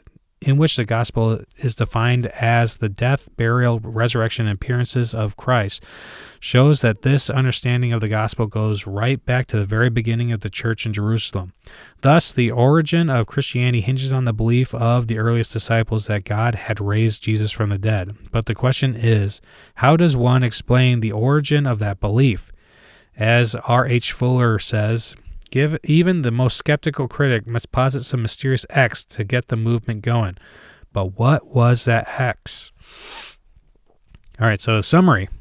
Now we're ready to summarize all three of our points. First, we saw that numerous lines of historical evidence prove that the tomb of Jesus was found empty by a group of his women followers. Second, we saw that several lines of historical evidence establish that on numerous occasions and in different places, various individuals and groups saw appearances of Jesus alive from the dead. And finally, third, we saw that the very origin of the Christian faith depends on the belief of the earliest disciples that God raised Jesus of Nazareth from the dead. One of the things that most astonished me after completing my research in Munich was the realization that these three great independently established facts represented the majority view of New Testament critics today. The only point of a serious disagreement would be on the physical nature of the resurrection appearances. But the state of current scholarship strongly supports the three facts as I have stated them. These are not the conclusions of conservative or evangelical scholarship. These are the conclusions of mainstream New Testament criticism. As we saw, the wide majority of scholars who have written on the subject accept the fact of the empty tomb. Virtually no one today denies the earliest disciples experienced postmodern appearances of Jesus. And far and away, most scholars agree that the earliest disciples at least believed that God had raised Jesus from the dead. It is the critic who would deny these facts that today finds himself on the defensive. So don't be misled by unbelievers who want to quibble about inconsistencies in the circumstantial details of the gospel accounts. Our case for Jesus' resurrection doesn't depend on such details. All four Gospels agree that Jesus of Nazareth was crucified in Jerusalem by Roman authority during the Passover feast, having been arrested and convicted on charges of blasphemy by the Jewish Sanhedrin and then slandered before the governor Pilate on charges of treason. He died within several hours and was buried Friday afternoon by Joseph of Arimathea in a tomb which was shut with a stone. Certain female followers of Jesus, including Mary Magdalene, having observed his interment, visited his tomb early on Sunday morning only to find it empty. Thereafter, Jesus appeared alive from the dead to the disciples, including Peter, who then became proclaimers of the message of his resurrection. All four Gospels attest to these facts. Many more details can be supplied by adding facts that are attested by 3 out of 4. So minor discrepancies don't affect our case. Historians expect to find inconsistencies even in the most reliable sources. No historian simply throws out a source because it has inconsistencies. Otherwise, we'd have to be skeptical about all secular historical narratives that also contain such inconsistencies, which is wholly unreasonable. Moreover, in this case, the inconsistencies aren't even within a single source. They're between independent sources. But obviously, it doesn't follow from any inconsistency between two independent sources that both sources are wrong. At worst, one is wrong if they can't be harmonized. The remaining issue then is how the three established facts I've stated are best explained. All right, so explaining the evidence. We come then to the second step in our case, determining which explanation of the evidence is the best. Historians weigh various factors in assessing competing hypotheses. Some of the most important ones are as follows. 1. The best explanation will have a greater explanatory scope than other explanations. That is, it will explain more of the evidence. 2. The best explanation will have greater explanatory power than other explanations. That is, it will make the evidence more probable. Number 3, the best explanation will be more plausible than other explanations. That is, it will fit better with the true background beliefs. Number 4, the best explanation will be less contrived than other explanations. That is, it won't require adopting as many new beliefs that have no independent evidence. Number 5, the best explanation will be disconfirmed by fewer accepted beliefs than other explanations. That is, it won't conflict with as many accepted beliefs. Number 6, the best explanation will meet conditions 1 through 5 so much better than the others that there's little chance that one of the other explanations after further investigation will do better in meeting these conditions. All right, so since a hypothesis may do really well in meeting some conditions, but not so as well in meeting others, figuring out which hypothesis is the best explanation may often be difficult and require skill. But if the explanatory scope and power of a hypothesis are very great, so that it does a better job in explaining a wide variety of facts, then it's likely to be the true explanation. So let's apply these tests to the typical hypotheses that have been offered down through history to explain the empty tomb, postmodern appearances, and the origin of the disciples' belief in Jesus' resurrection. And let's see if they do better or as well in explaining these facts as the resurrection hypothesis. Conspiracy hypothesis. According to this hypothesis, the disciples stole the body of Jesus and lied about his appearances, thus faking the resurrection.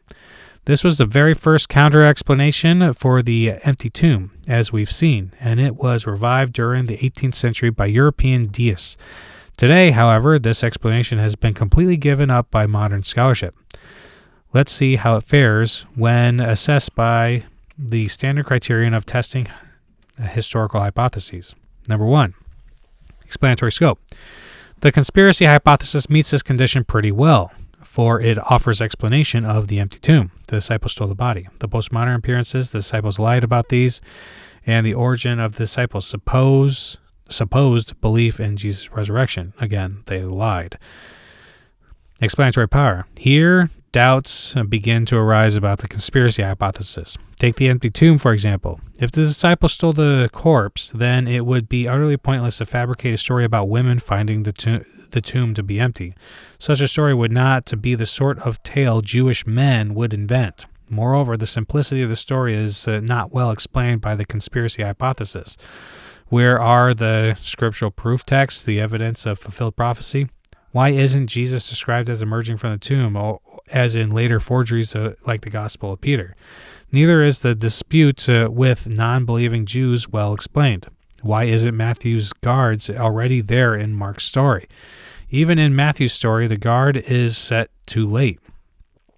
The body could have already been stolen before the guard arrived on Saturday morning, so that they were guarding, unbeknownst to them, an empty tomb. For a fail-safe alibi against the theft of the body, see again the forged Gospel of Peter, where the guard is set immediately upon interment of the corpse. As for the appearance stories, similar problems arise. A fabricator would probably describe Jesus' resurrection appearances in terms of Old Testament visions of God and descriptions of the end-time resurrection, as in Daniel 12:2. But then Jesus should appear to the disciples in dazzling glory. And why not a description of the resurrection itself? Why no appearances of Caiaphas, the high priest, or to the villains on the Sanhedrin, as Jesus predicted? They could be then branded as real liars for denying that Jesus did appear to them. But the explanatory power of the conspiracy hypothesis is undoubtedly weakest when it comes to the origin of the disciples' belief in Jesus' resurrection. For the hypothesis is really a denial of that fact. It seeks to explain the mere semblance of belief on the disciples' part, but, as critics have universally recognized, you can't plausibly deny that the earliest disciples at least sincerely believed that Jesus was risen from the dead. They staked their very lives on that conviction. The transformation in the lives of the disciples is not credibly explained by the hypothesis of the conspiracy. This shortcoming alone has been enough in the minds of most scholars to sink the whole conspiracy hypothesis forever. Plausibility. The real Achilles heel to the conspiracy hypothesis is, however, its implausibility. One might mention here objections to the unbelievable complexity of such a conspiracy or the supposed psychological state of the disciples. But the overriding problem that dwarfs all others is that it is wholly anachronistic to suppose that first-century Jews intended to hoax Jesus' resurrection. The conspiracy hypothesis views the disciples' situation through a rear-view mirror of Christian history rather than through the eyes of a first-century Jew. There was no expectation of a Messiah who, instead of establishing David's throne and subduing Israel's enemies, would be shamefully executed by the Gentiles as a criminal. Moreover, the idea of a resurrection was just unconnected with the idea of Messiah and even incompatible with it, since Messiah was not supposed to be killed. As N.T. Wright nicely puts it, if you're a first-century Jew and your favorite Messiah got himself crucified, then you've basically got two choices. Either you go home or else you get yourself a new Messiah. But the idea of stealing Jesus' corpse and saying that God had raised him from the dead is hardly one that would have entered the minds of the disciples.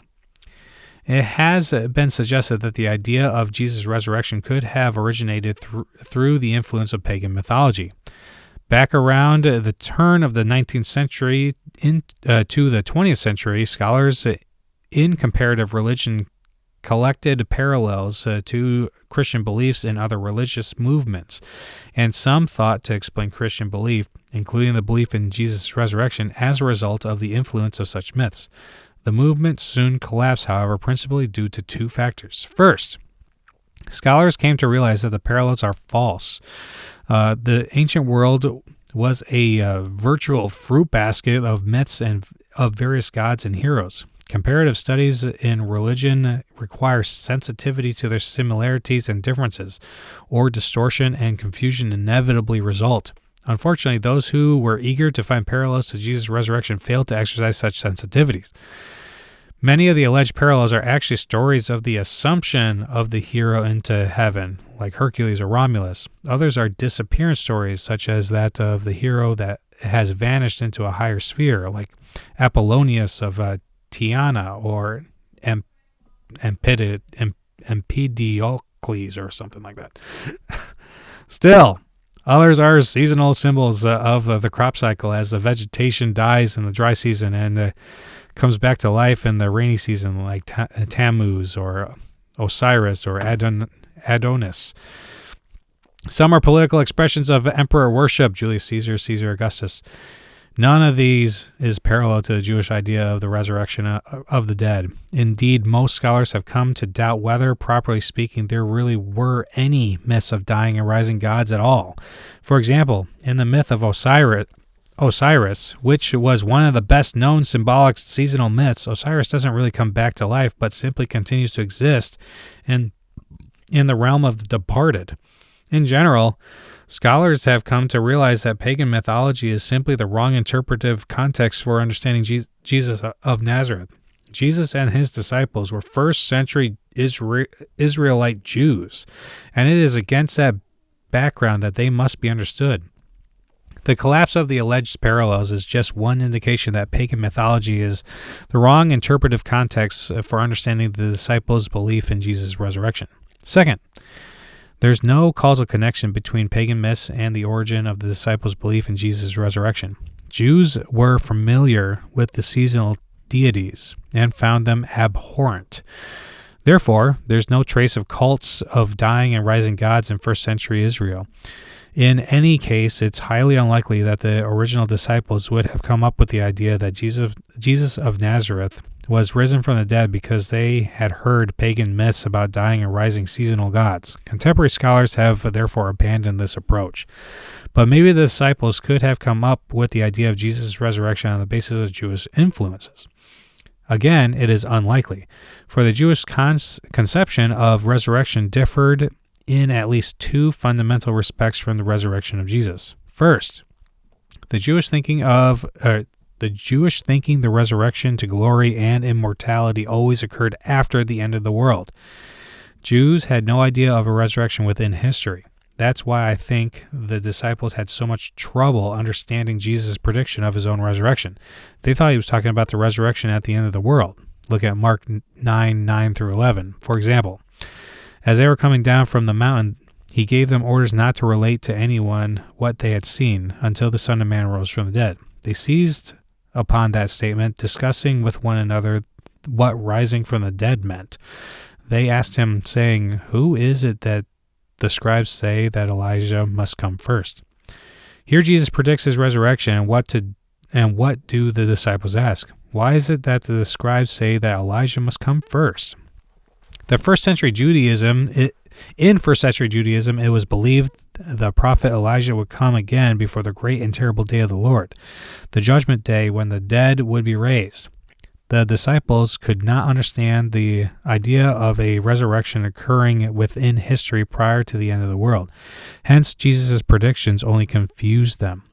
Thus, given the Jewish conception of the resurrection, the disciples after Jesus' crucifixion would not have come up with the idea that he had already raised.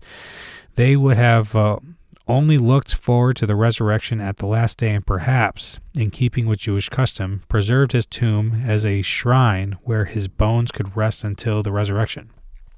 All right, talk about it.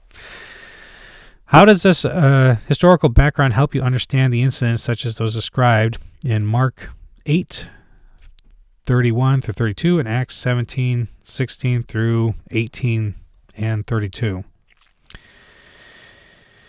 All right, so Mark, I'm going to have to look that up. Let's see here. Mark 8:31 through 32. Which says, let me change it to NIV. 31 through 32. He then began to teach them that the Son of Man must suffer many things and be rejected by the elders and the chief priests and the teachers of the law, and that he must be killed and after 3 days rise again. He spoke plainly about this, and Peter took him aside and began to rebuke him. All right. And then the next one is Acts 17. Acts 17:16. through 18. All right, so while Paul was waiting for them in Athens, he was greatly distressed to see the city was full of idols. So he reasoned in the synagogue with both Jews and God-fearing Greeks, as well as the marketplace day by day with those who happened to be there. A group of Epicurean and Stoic philosophers began to debate with him. Some of them asked, "What is this babbler trying to say?" Others remarked, "He seems to be advocating foreign gods." They said this because Paul was preaching the good news about Jesus and the resurrection. Yes. And then 32. Yep. And then when they heard that the resurrection of the dead, some of them sneered, but others said, "We want to hear you again on this subject." Yeah. So this is what Dr. Craig was talking about earlier in the book when he was saying a stumbling block to the Jews and and foolishness to the Greeks. Talking about rising from the dead. Back then was like ridiculous kind of talk. We've been kind of conditioned by our Christian environment to accept it, but that is not how first century people would take this. They would think that you were talking crazy talk. So it's interesting that Christianity was able to proceed as it did at all, with this kind of information that we're coming across here. Dew says it would still be hard to believe. Yeah, it would be hard to believe without seeing it yourself. I would probably, how Christians give Doubting Tom a hard time. Doubting Tom in the Gospel of what is it, Luke? Oh no, it's Matthew, right? John, right? John talks about Thomas doubting, and is it really that crazy to doubt? Everybody else, all the other disciples believed because they actually saw Jesus. When the women reported to the disciples doubted too. Peter and John were like, "Yeah, right," and they immediately ran to the tomb to check, and the tomb was empty, and then they had to think about it some more. The disciples, we give Tom a hard time, but all the disciples doubted. All of them did until they actually saw Jesus. But we're in a position now where we have to believe based off of testimony. We haven't seen the risen Lord. So, but the giants on whose shoulders we stand on have paved the way for us, have made the road straight, has straightened the road for us so that we can believe more easily, I guess. But anyway, so Dr. Craig continues. Second, in Jewish thinking, the resurrection was always the resurrection of all the righteous dead. They had no idea of the resurrection as of an isolated individual. Moreover, not only was there no connection between the individual believer's resurrection and the prior resurrection of the Messiah, there existed no belief in the Messiah's prior resurrection at all. That's why we find no examples of other messianic movements claiming that their executed leader was risen from the dead. Wright has been insistent upon this point. The followers of the first century messianic movements were fanatically committed to the cause. In no other case, however, right across the century before Jesus and the century after him, do we hear of any Jewish group saying that their executed leader has been raised again from the dead. Jews had no idea of the resurrection of an isolated individual, especially of the Messiah. Therefore, after Jesus' crucifixion, all the disciples could do was wait with longing for the general resurrection of the dead to see their master again. Notice that this point undermines not only conspiracy theories, which suppose that the disciples insincerely proclaimed Jesus' resurrection, but also any theory that suggests that on the basis of pagan or Jewish influences, they sincerely came to believe in and preached Jesus' resurrection. Number 4, less contrived. Like all conspiracy theories of history, the conspiracy hypothesis is contrived in supposing that what all the evidence seems to point to is in fact mere appearance only, to be explained away by hypotheses for which there is no evidence. Specifically, it postulates the motives and ideas in the minds of the earliest disciples and actions on their part for which there is not a shred of evidence. It can become even more contrived as hypotheses have been multiplied to deal with the objections to the theory. For example, how to account for the appearance of the 500 brethren, or the women's role in the empty tomb in the appearance stories. Number 5, disconfirmed by fewer accepted beliefs. The conspiracy hypothesis tends to be disconfirmed by our general knowledge of conspiracies, their instability, their tendency to unravel. Moreover, it is disconfirmed by accepted beliefs such as the sincerity of the disciples, the nature of the first century Jewish messianic expectations, and so on. Number 6, exceeds other hypotheses in fulfilling conditions 1 through 5. The conspiracy hypothesis obviously fails to meet this condition, since there are better hypotheses such as the hallucination hypothesis, which don't dismiss the disciples' belief in Jesus' resurrection as a blatant lie. No scholar would defend the conspiracy hypothesis today. The only place you read about such things is in popular sensational press or internet fantasies. I recently read a conspiracy theory book called The Gospel Aphroneus, and I alluded to it earlier, but it's a interesting read. But Dr. Craig hits the money on this. Like, you can definitely see the contrivance going on, and just a lot of speculation on what the disciples, particularly Nicodemus and Joseph of Arimathea, and also Pilate as well. Like they colluded with Pilate to do all this kind of stuff and to have a conspiracy going. It was written by a Russian who was familiar with he was writing while Soviet Russia was still a thing, and so he was surrounded by conspiracy kind of laden environments. But anyway, Dr. Craig continues, apparent death hypothesis. A second explanation was the apparent death hypothesis. Critics around the beginning of the 19th century claimed that Jesus was not completely dead when he was taken down from the cross, but revived in the tomb and escaped to convince his disciples he had risen from the dead. Today, this hypothesis has been almost completely given up. Once again, this applies to the criteria of best explanation, and one does not simply swoon during a full Roman crucifixion. You die. 1. Explanatory scope. The apparent death hypothesis also provides explanations for the empty tomb, postmodern appearances, and the origins of disciples' belief in Jesus' resurrection. Number 2. Explanatory power. Here the theory begins to founder.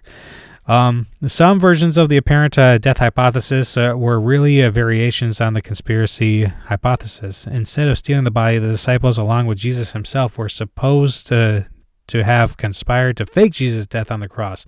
In such cases, the theory shares all the weaknesses of the conspiracy hypothesis. A conspiratorial version of the theory was that Jesus just happened to survive the crucifixion, though the guards thought he was dead. Such a version of the hypothesis is also saddled with insurmountable difficulties. How do you explain the empty tomb, since a man sealed in the tomb could not move the stone so as to escape? How do you explain the postmodern appearances, since the appearance of the half-dead man desperately in need of medical attention would hardly have elicited in the disciples the conclusion that he was the risen Lord and conqueror of death? How do you explain the origin of the disciples' belief in Jesus' resurrection, since seeing him again would lead them to conclude merely that he hadn't died? They wouldn't think that he was contrary to Jewish thought, as well as their own eyes. gloriously risen from the dead. Oh, man. Number 3, plausibility. Here again, the theory fails miserably. Roman executioners could be relied upon to ensure that their victims were dead. Since the exact moment of death by crucifixion is uncertain, executioners could ensure death by a spear thrust into the victim's side. This is what happened to Jesus. Moreover, what the theory suggests is virtually physically impossible. The Jewish historian Josephus tells how he had 3 acquaintances who had been crucified, removed from their crosses, but despite the best medical attention, 2 of the 3 died anyway. The extent of Jesus, and also the one that did survive was crippled for the rest of his life. The extent of Jesus' tortures was such that he could never have survived the crucifixion and entombment. The suggestion that a man so critically wounded then went on to appear to the disciples on various occasions in Jerusalem and Galilee is pure fantasy. 4, less contrived. The apparent death hypothesis, especially in its conspiratorial versions, can become enormously contrived. We're invited to imagine secret societies, stealthily administered potions, conspiratorial alliances between Jesus' disciples and members of the Sanhedrin and Pilate, as I mentioned, and so forth. All have nary a scrap of evidence in support.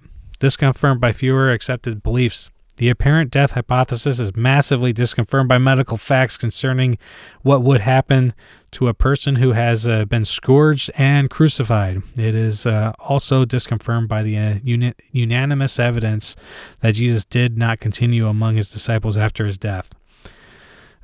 Exceeds other hypotheses in fulfilling conditions 1 through 5. This theory also is hardly a standout. For that reason, it has virtually no defenders among New Testament historians today. All right. Moving on to the displaced body hypothesis. In one of the few modern Jewish attempts to deal with the facts concerning Jesus' resurrection, Joseph Klossner in 1922 proposed that Joseph of Arimathea placed Jesus' body in his tomb temporarily due to the lateness of the hour and the closeness of his own family tomb to the place of Jesus' execution. But then he moved the corpse later to the criminal's common graveyard. After getting Jesus 65 pounds worth of spices and aloes? I don't think so. Unaware of the displacement of the body, the disciples, upon finding the tomb empty, inferred that Jesus was risen from the dead. Although no scholars defend Klossner's hypothesis today, I have seen attempts by popular authors to revive it. In light of what has already been said in other theories, its shortcomings are evident.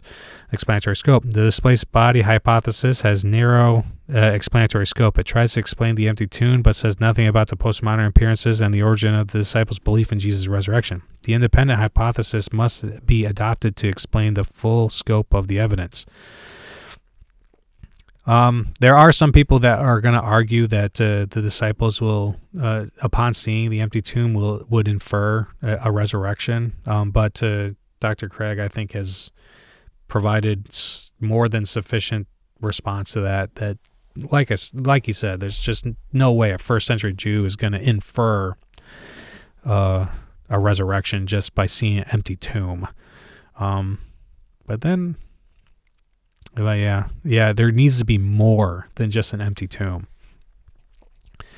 So, number 2, explanatory power. Klossner's hypothesis has no explanatory power with regard to either the appearances of the origin of the Christian faith as for the empty tomb. The hypothesis faces an obvious problem. Since Joseph and any servants with him knew what they had done with the corpse, the theory is at a loss to explain why the disciples' error wasn't corrected once they began to proclaim Jesus' resurrection, unless, that is, one resorts to contrived conjectures to save the day, such as Joseph and his servants' sudden deaths.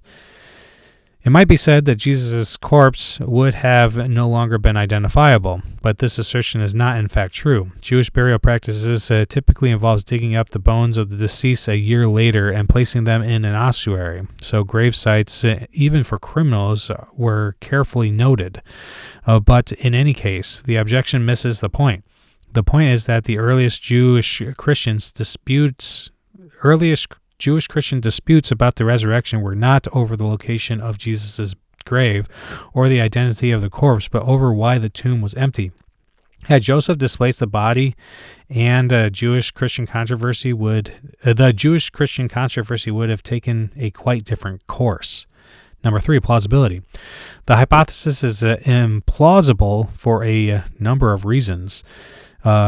So far as we can rely on Jewish sources, the criminal's graveyard was only 50 to 600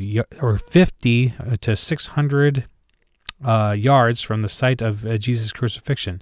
Jewish practice, furthermore, was to bury executed criminals on the day of their execution. So that's what Joseph would have wanted to accomplish. Therefore, Joseph could and would have placed the body directly in the criminal's graveyard, thereby eliminating any need to move it later or defile his own family's tomb. Indeed, Jewish law did not even permit the body to be moved later, except to the family tomb. Joseph had adequate time for a simple burial, which probably included washing the corpse and wrapping it up in a sheet of dry spices. Less contrived. The theory is mildly contrived in ascribing to Joseph motives and activities for which we have no evidence at all. It becomes really contrived if we have to start inventing things like Joseph Sudden's death in order to save the hypothesis. Disconfirmed by fewer accepted beliefs, the theory suffers disconfirmation from what we know about Jewish burial practices for criminals mentioned above. And number 6, no historian seems to share this estimation. All right, so hallucinations hypothesis.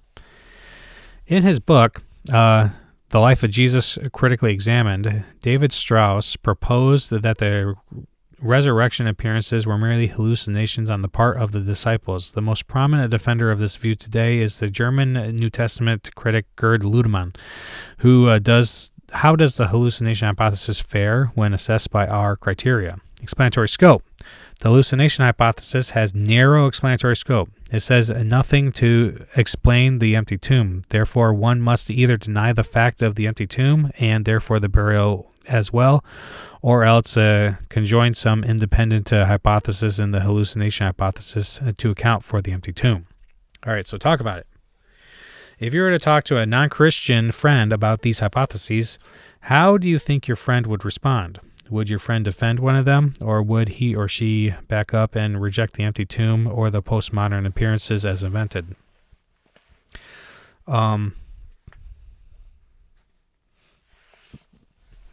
Most people that I've interacted with reject that Jesus was buried in a tomb. They definitely go the criminal route, often that route for sure. Which would have been weird if Jesus was allowed to remain in a criminal's pit, or common grave like that, with his family in Jerusalem and all of his disciples in Jerusalem. That would have been weird. But yeah,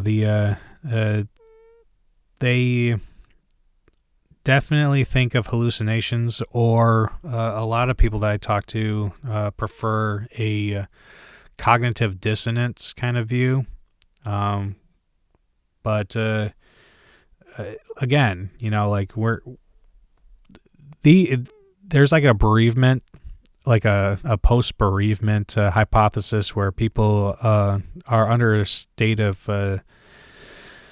extreme psychological stress because of the death of a loved one, and then they have a hallucination of them being alive. And so some people say that, like, Peter had an appearance of Jesus speaking to him, and he inferred from that vision that Jesus was alive, and so convinced the other disciples that he had seen Jesus risen from the dead. But when you think about the Jerusalem, first century Jewish people, Jewish beliefs and stuff like that, it's just hard to believe that that's what actually happened. Dew says mass hysteria hypothesis. Yeah. Yeah. Like a lot of people coming to believe that Jesus raised from the dead through hysteria. It's like when you start talking about these other things, it's like the only way that you can have a belief like this is if you're kind of divorced from the context of Jesus's surrounding. Like if you don't understand the context of first century Judaism or Israel, then it's a lot easier to come up with these hypotheses on a popular level. So, but yeah.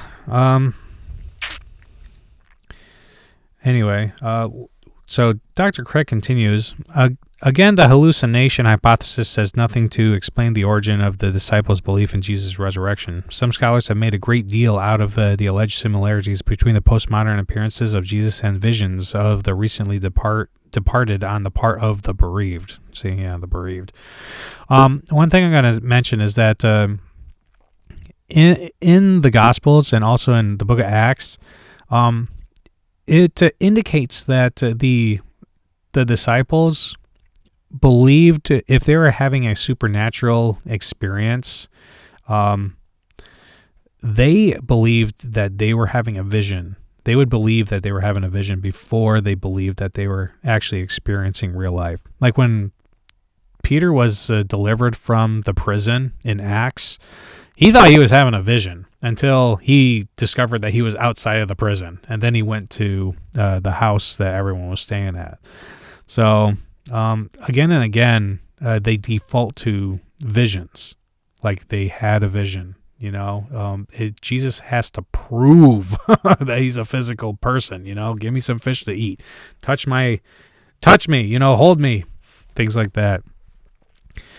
So, let's see here. The bereaved. But the overriding lesson of such intriguing stories is that the bereaved do not conclude that the deceased has returned physically to life as a result of such experiences, however real and tangible that they may seem. Rather, the deceased is seen in the afterlife. As Wright observes, for someone in the ancient world, visions of the deceased is not evidence that the person is alive, but evidence that he is dead. So they... What interlocutors or people who are non-believers are going to say, they'll say, but it's not impossible. But it's not impossible for a person to have a post-bereavement hallucination and come to form the belief that that deceased person has risen from the dead. And as long as it's possible, then since it's a natural explanation, it ought to be preferred. And just because a naturalistic explanation is possible or even plausible, it doesn't mean that it should be preferred. In the case of Christianity, when we're talking about the resurrection, this is the criteria on which Christianity exists or doesn't exist. It's the thing that we rejected on. But the thing is that if you're wrong about Christianity and it is true, then you run the risk of experiencing eternal conscious suffering. So it's not enough for a alternative hypothesis to be possible or even plausible. It needs to be rock solid. It needs to be beyond dispute in order to justify risking experiencing eternal suffering. All right. So, but I'll actually talk about that more this Thursday at 10:30 in the morning. It's going to be live on Facebook. Going to be talking about that kind of idea more in much more detail then. So I hope you guys can make it. But anyway, it's going to be live on YouTube. All right, so moreover, so Dr. Craig continues, moreover, in a Jewish context, other more appropriate interpretations of such experiences than resurrection are close at hand. Given the current Jewish beliefs about life after death, the disciples, if they were to project hallucinations of Jesus, would have seen Jesus in heaven or in Abraham's bosom, where the souls of the righteous dead were believed to abide until the final resurrection, and such visions would not have led to belief in Jesus' resurrection. At the most, it would have only led the disciples to say that Jesus had been assumed into heaven, not raised from the dead. In the Old Testament, figures such as Enoch and Elijah were portrayed as not having died, but as having been taken directly into heaven. In an extra-biblical Jewish writing called the Testament of Job, the story is told of two children killed in the collapse of a building. When the rescuers cleared away the rubble, the bodies of the children were nowhere to be found. Meanwhile, their mother sees a vision of the two children glorified in heaven, where they have been taken up by God. It needs to be emphasized that that for the Jew, an assumption into heaven is not the same as a resurrection. Assumption is the taking of someone bodily out of this world into heaven. Resurrection is the raising of up of a dead man in the space-time universe. They are distinct ideas. Assumption and resurrection. Resurrection is the raising of a dead man in the space-time universe to glory and immortality. Assumption is the taking of someone bodily out of this world into heaven. Revivification is the return of a dead man to the mortal life. 2 Kings 2:1-12 describes the assumption of Elijah into heaven. John 11:1-44 describes the revivification of Lazarus by Jesus. Note the differences between the two events and Jesus' resurrection. Given Jewish beliefs concerning assumption and resurrection, the disciples, having seen heavenly visions of Jesus, would not have preached that Jesus had been raised from the dead. At the very most, the empty tomb and hallucinations of Jesus would have caused them to believe in the assumption of Jesus into glory, for this was consistent with their Jewish frame of thought. But they wouldn't have come to believe that Jesus had been raised from the dead, for this contradicted Jewish beliefs about the resurrection of the dead, as we have seen. Thus, even given hallucinations, belief in Jesus' resurrection remains unexplained. 2. Explanatory power. The hallucination hypothesis obviously does nothing to explain the empty tomb and the origin of the disciples' belief in Jesus' resurrection, but it arguably has weak explanatory power even when it comes to the appearances.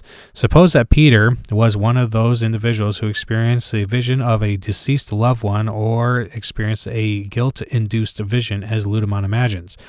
Would this suffice to explain the resurrection appearances? Not really, for the diversity of the appearances bursts the bounds of anything found in the psychological textbooks. Jesus appeared not just one time, but many times, not at just one locale and circumstances, but at a variety of places and under a variety of circumstances, not to just one individual, but to different persons, not just to individuals, but to various groups, not just to believers, but to unbelievers and even enemies. Positing a chain reaction among the disciples won't solve the problem because people like James and Paul don't stand in the chain. Those who would explain the resurrection appearances psychologically are compelled to construct a composite picture by cobbling together different unrelated cases of hallucinatory experiences, which only serves to underline the fact that there's nothing like the resurrection appearances in the psychological text or case books. Number 3, plausibility. Ludemann attempts to make his hallucination hypothesis plausible by a psychoanalysis of Peter and Paul. He believes they both labored under guilt complexes that found release in hallucinations of Jesus. But Ludemann's psychoanalysis is implausible for 3 reasons. First, Ludemann's use of depth psychology is based on certain theories of Jung and Freud, which are highly disputed. Second, there is insufficient data to do a psychoanalysis of Peter and Paul. Psychoanalysis is difficult enough to carry out even with patients on the psychoanalyst's couch, so to speak, but it's next to impossible with historical figures. For that reason, the attempt to write psychobiography is rejected by historians today. Finally, Third, the evidence we do have suggests that Paul did not struggle with a guilt complex as Ludemann supposes. Nearly 50 years ago, a Swedish scholar, Christer Standal, pointed out that Western readers have a tendency to interpret Paul in light of Martin Luther's struggles with guilt and sin. But Paul, or Saul, the Pharisee, experienced no such struggle. Stendhal writes, contrast Paul, a very happy and successful Jew, one who can say, as to righteousness under the law, I was blameless. That is what he says. He experiences no trouble, no problems, no qualms of conscience. He is a star pupil, the student to get to the $1,000 graduate scholarship to Gamaliel's seminary. Nowhere in Paul's writing is there any indication that psychologically Paul had some problem with conscience. In order to justify his portrait of a guilt-ridden Paul, Ludemann is forced to interpret Romans 7 in terms of Paul's pre-Christian experience. But this interpretation is rejected by almost all commentators since the late 1920s. So Ludemann's psychoanalysis is positively implausible.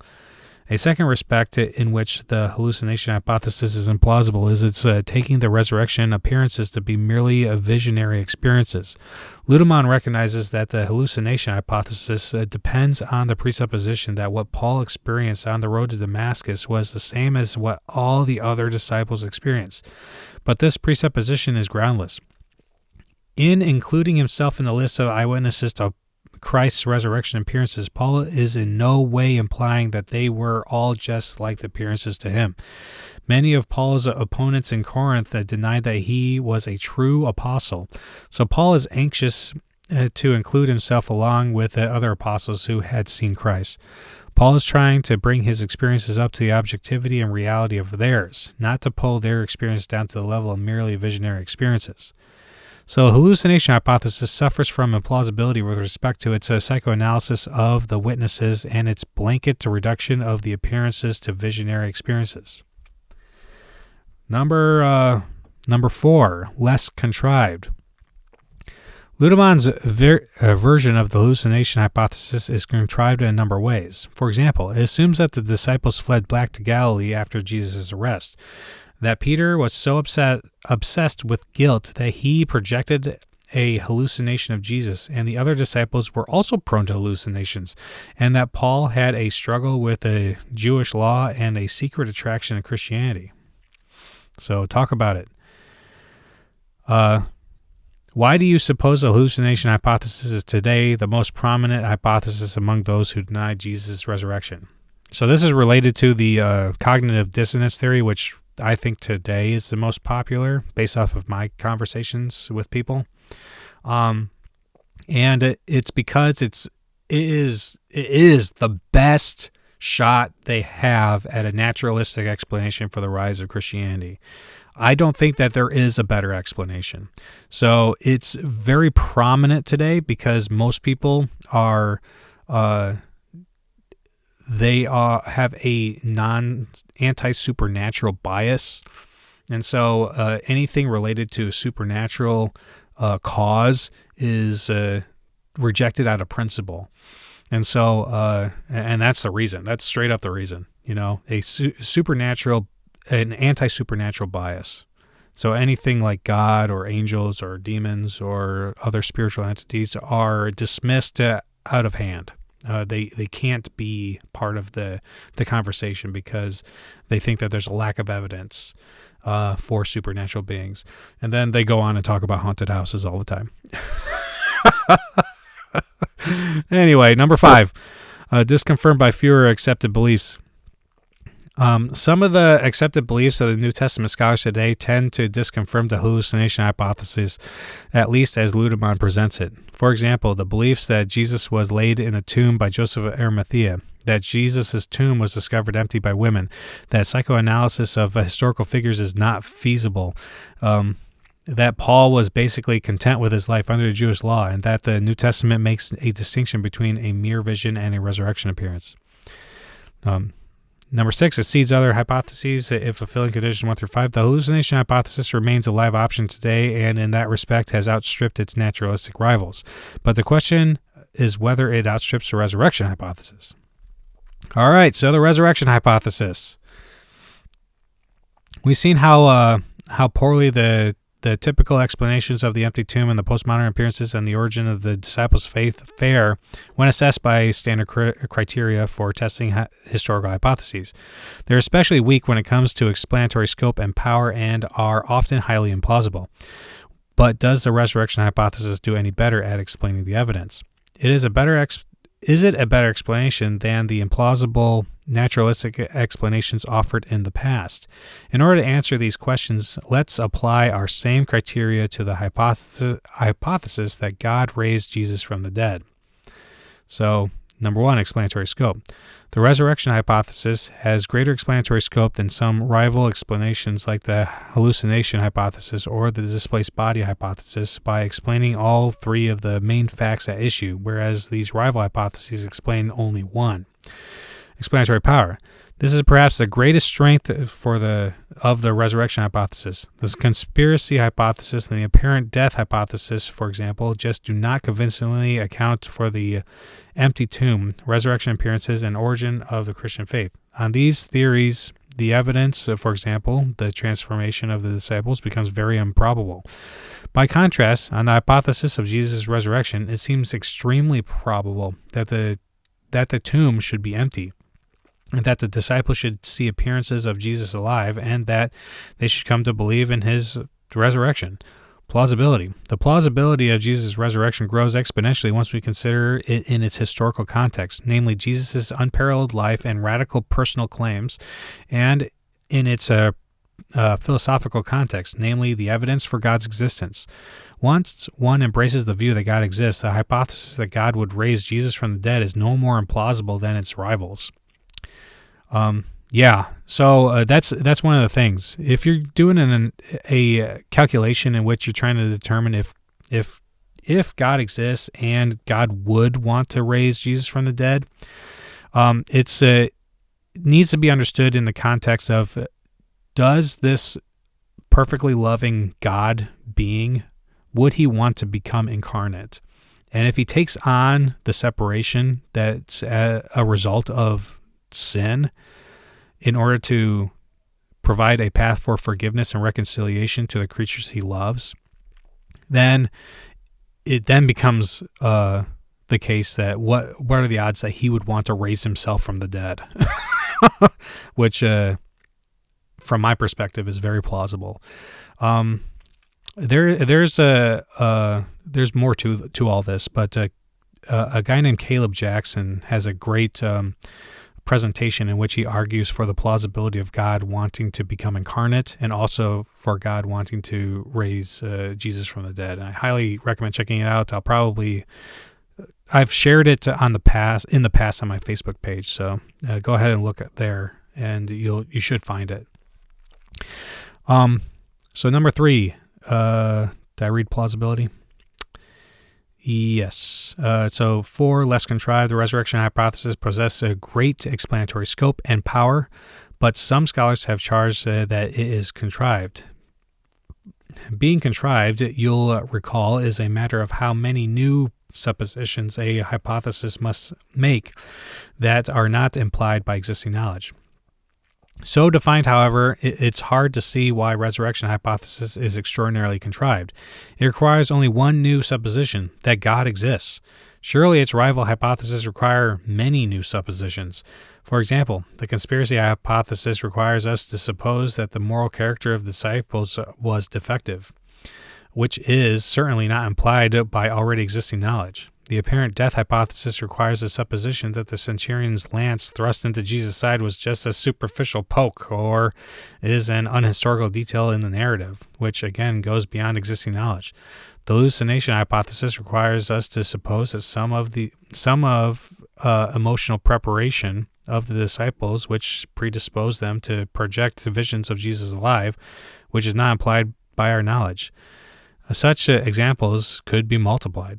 Moreover, for the person who already believes in God, the resurrection hypothesis doesn't even introduce the new supposition of God's existence, since that's already implied by his existing knowledge.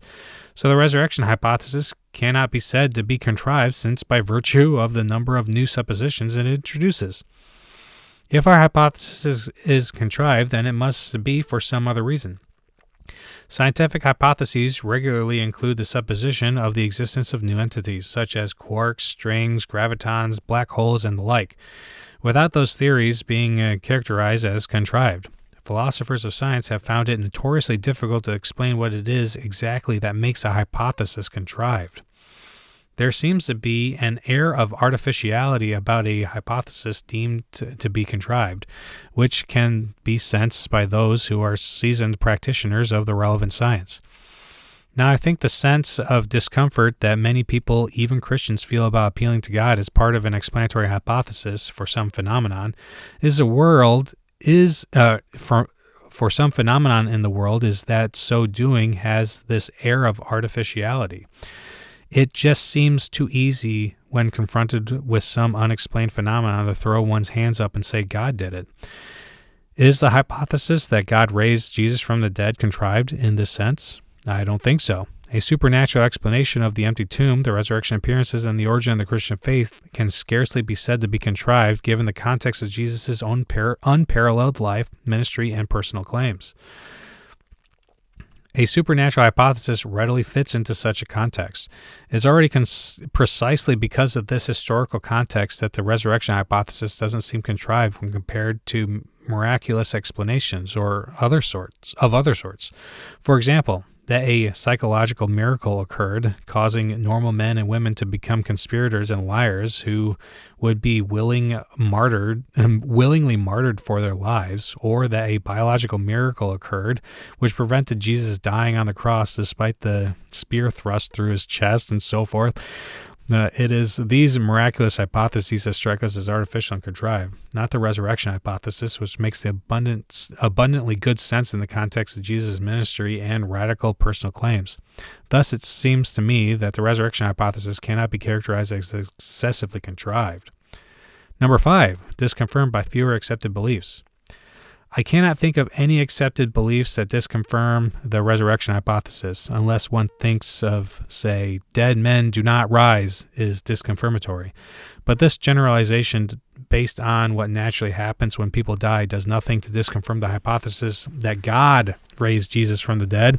We may consistently believe both that men do not raise naturally from the dead and that God raised Jesus from the dead. By contrast, rival theories are disconfirmed by accepted beliefs about, for example, the instability of conspiracy theories, the likelihood of death as a result of crucifixion, the psychological characteristics of hallucinatory experiences, and so forth, as we have seen.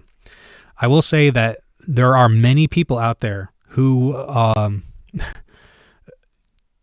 think of the resurrection, even if God exists, and talking about raising Jesus from the dead. They're saying that Jesus is one person out of a billion. What is the likelihood of Jesus just rising from the dead? And they fail to recognize that God isn't randomly choosing someone to raise from the dead. This is a manifestation of God's explicit will. It is not some sort of roll of the dice that God just happened to raise Jesus from the dead. We have to really understand the context in which Jesus existed. So 6, exceeds other hypotheses in fulfilling conditions 1 through 5. There's certainly little chance of any of the rival hypotheses ever exceeding the resurrection hypothesis in fulfilling the above conditions.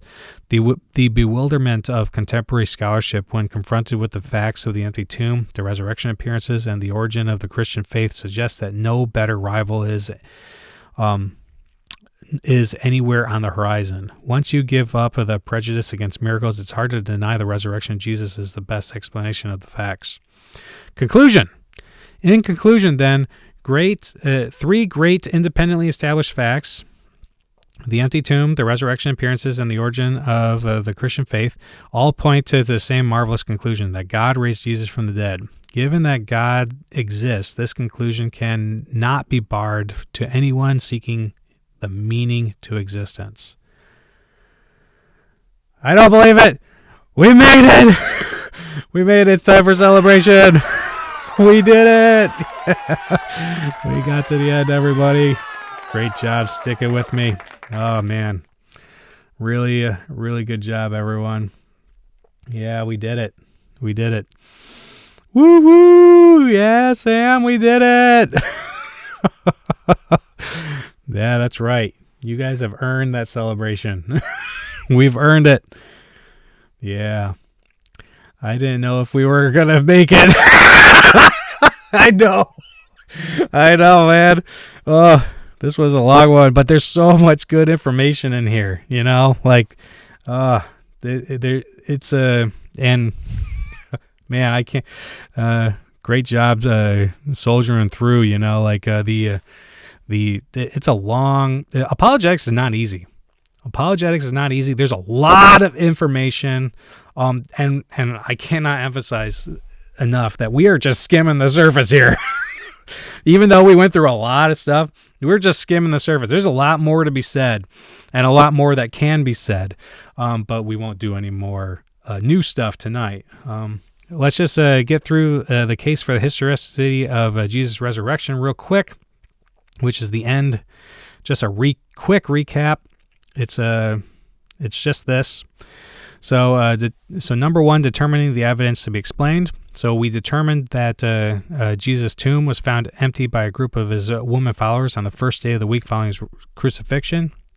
So the historical reliability of the story of Jesus' burial supports the empty tomb. The story of Jesus' empty tomb is independently reported in very early sources.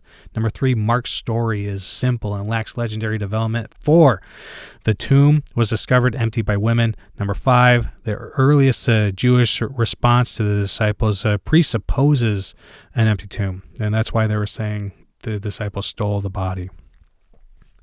2, various individuals and groups on the different occasions and under varying circumstances experienced the appearances of Jesus alive. So Paul's list of witnesses of Jesus' resurrection appearances guarantees that such appearances occurred. Number 2, the gospel accounts provide multiple independent reports of postmodern appearances of Jesus. Number 3, the resurrection appearances were physical bodily appearances. And then 3, the first disciples came to sincerely believe in Jesus' resurrection despite every predisposition to the contrary. 1, Jews had no expectation of the Messiah, who instead of triumphing over Israel's enemies would be shamefully executed by them as a criminal. And 2, Jewish beliefs about the afterlife precluded anyone's rising from the dead to glory and immortality before the resurrection at the end of the world. And then, so explaining the evidence. So we're determining which evidence to be explained. The empty tomb, post-mortem appearances, and the sincere belief. That's how Dr. Craig decides to go. But how is that explained? 1, the rival explanations do not fare well when assessed by the criteria of the best explanation, which we went through when we talked about the conspiracy theory, the apparent death theory, and the displaced body theory, and the hallucination theory. And I personally think that the apparent death theory is very funny, but you probably got that impression when we were reading it. So, the resurrection theory was judged by these same criteria and emerged as the best explanation. All right. So, awesome job, guys. Thanks for coming out tonight. So, thanks for reading On Guard with me. Really appreciate it. I hope that you guys are learning stuff when you're coming out here and studying this with me. As usual, I'm going to upload this stuff to YouTube. If it does seem too long, it's okay to just pop out or pop back in. I am intending to read these chapters from beginning to end so that it can be in one video and I can just upload it to YouTube. I just want this to be a convenient resource for people. So if you're ever at work or something and you want something to play in the background, you can just pop it up on YouTube or go on Facebook and watch the videos and stuff. Thanks, Dude. Dude says it has been great so far. I really appreciate the support. Let's celebrate one more time because we deserve it. We deserve it. Definitely deserve the celebration. But yeah, I really appreciate you guys supporting this little ministry of mine. And I hope that other people are blessed by it as well. So, Sam says the information has been wonderful. very happy to hear it. Dr. Craig does a great job of introducing this information. I think On Guard is a great introduction to this side of Christianity, this often neglected side of Christianity. Very few people know about this stuff, and I'm glad that you guys are on this journey with me, and I'm able to provide it. But anyway, I don't want to keep you guys any further. Thank you very much for coming out, and God bless, and have a great night. Hey, before you go, I hope you enjoyed today's enlightening discussion during our Christian Apologetics book study. It's always a blessing to come together to explore our faith and grow in our understanding. Your participation means the world to me, and I'm grateful for your continued support of Northeast Christian Apologetics.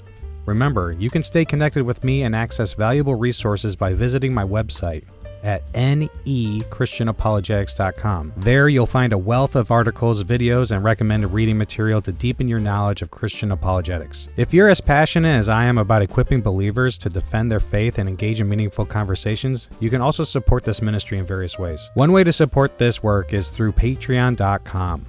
By becoming a patron, you'll have access to exclusive content, early access to our discussions, and a chance to connect with like-minded individuals who share your passion for Christian apologetics. If Patreon is not your style, some people prefer to give me a one-time tip. And if you'd like to do that, then feel free to do so through Venmo or Cash App. But of course, there are many ways to support me. By praying for this ministry, sharing the content on social media, or simply spreading the word about what I do. Every bit of support goes a long way in helping me fulfill my mission. Once again, thank you for joining me today. Your presence and engagement enrich these discussions, and together, we're on a journey to strengthen our faith and share the good news with others. Stay tuned for more exciting book studies, thought-provoking discussions, and opportunities to grow your Christian apologetics journey. I look forward to seeing you again.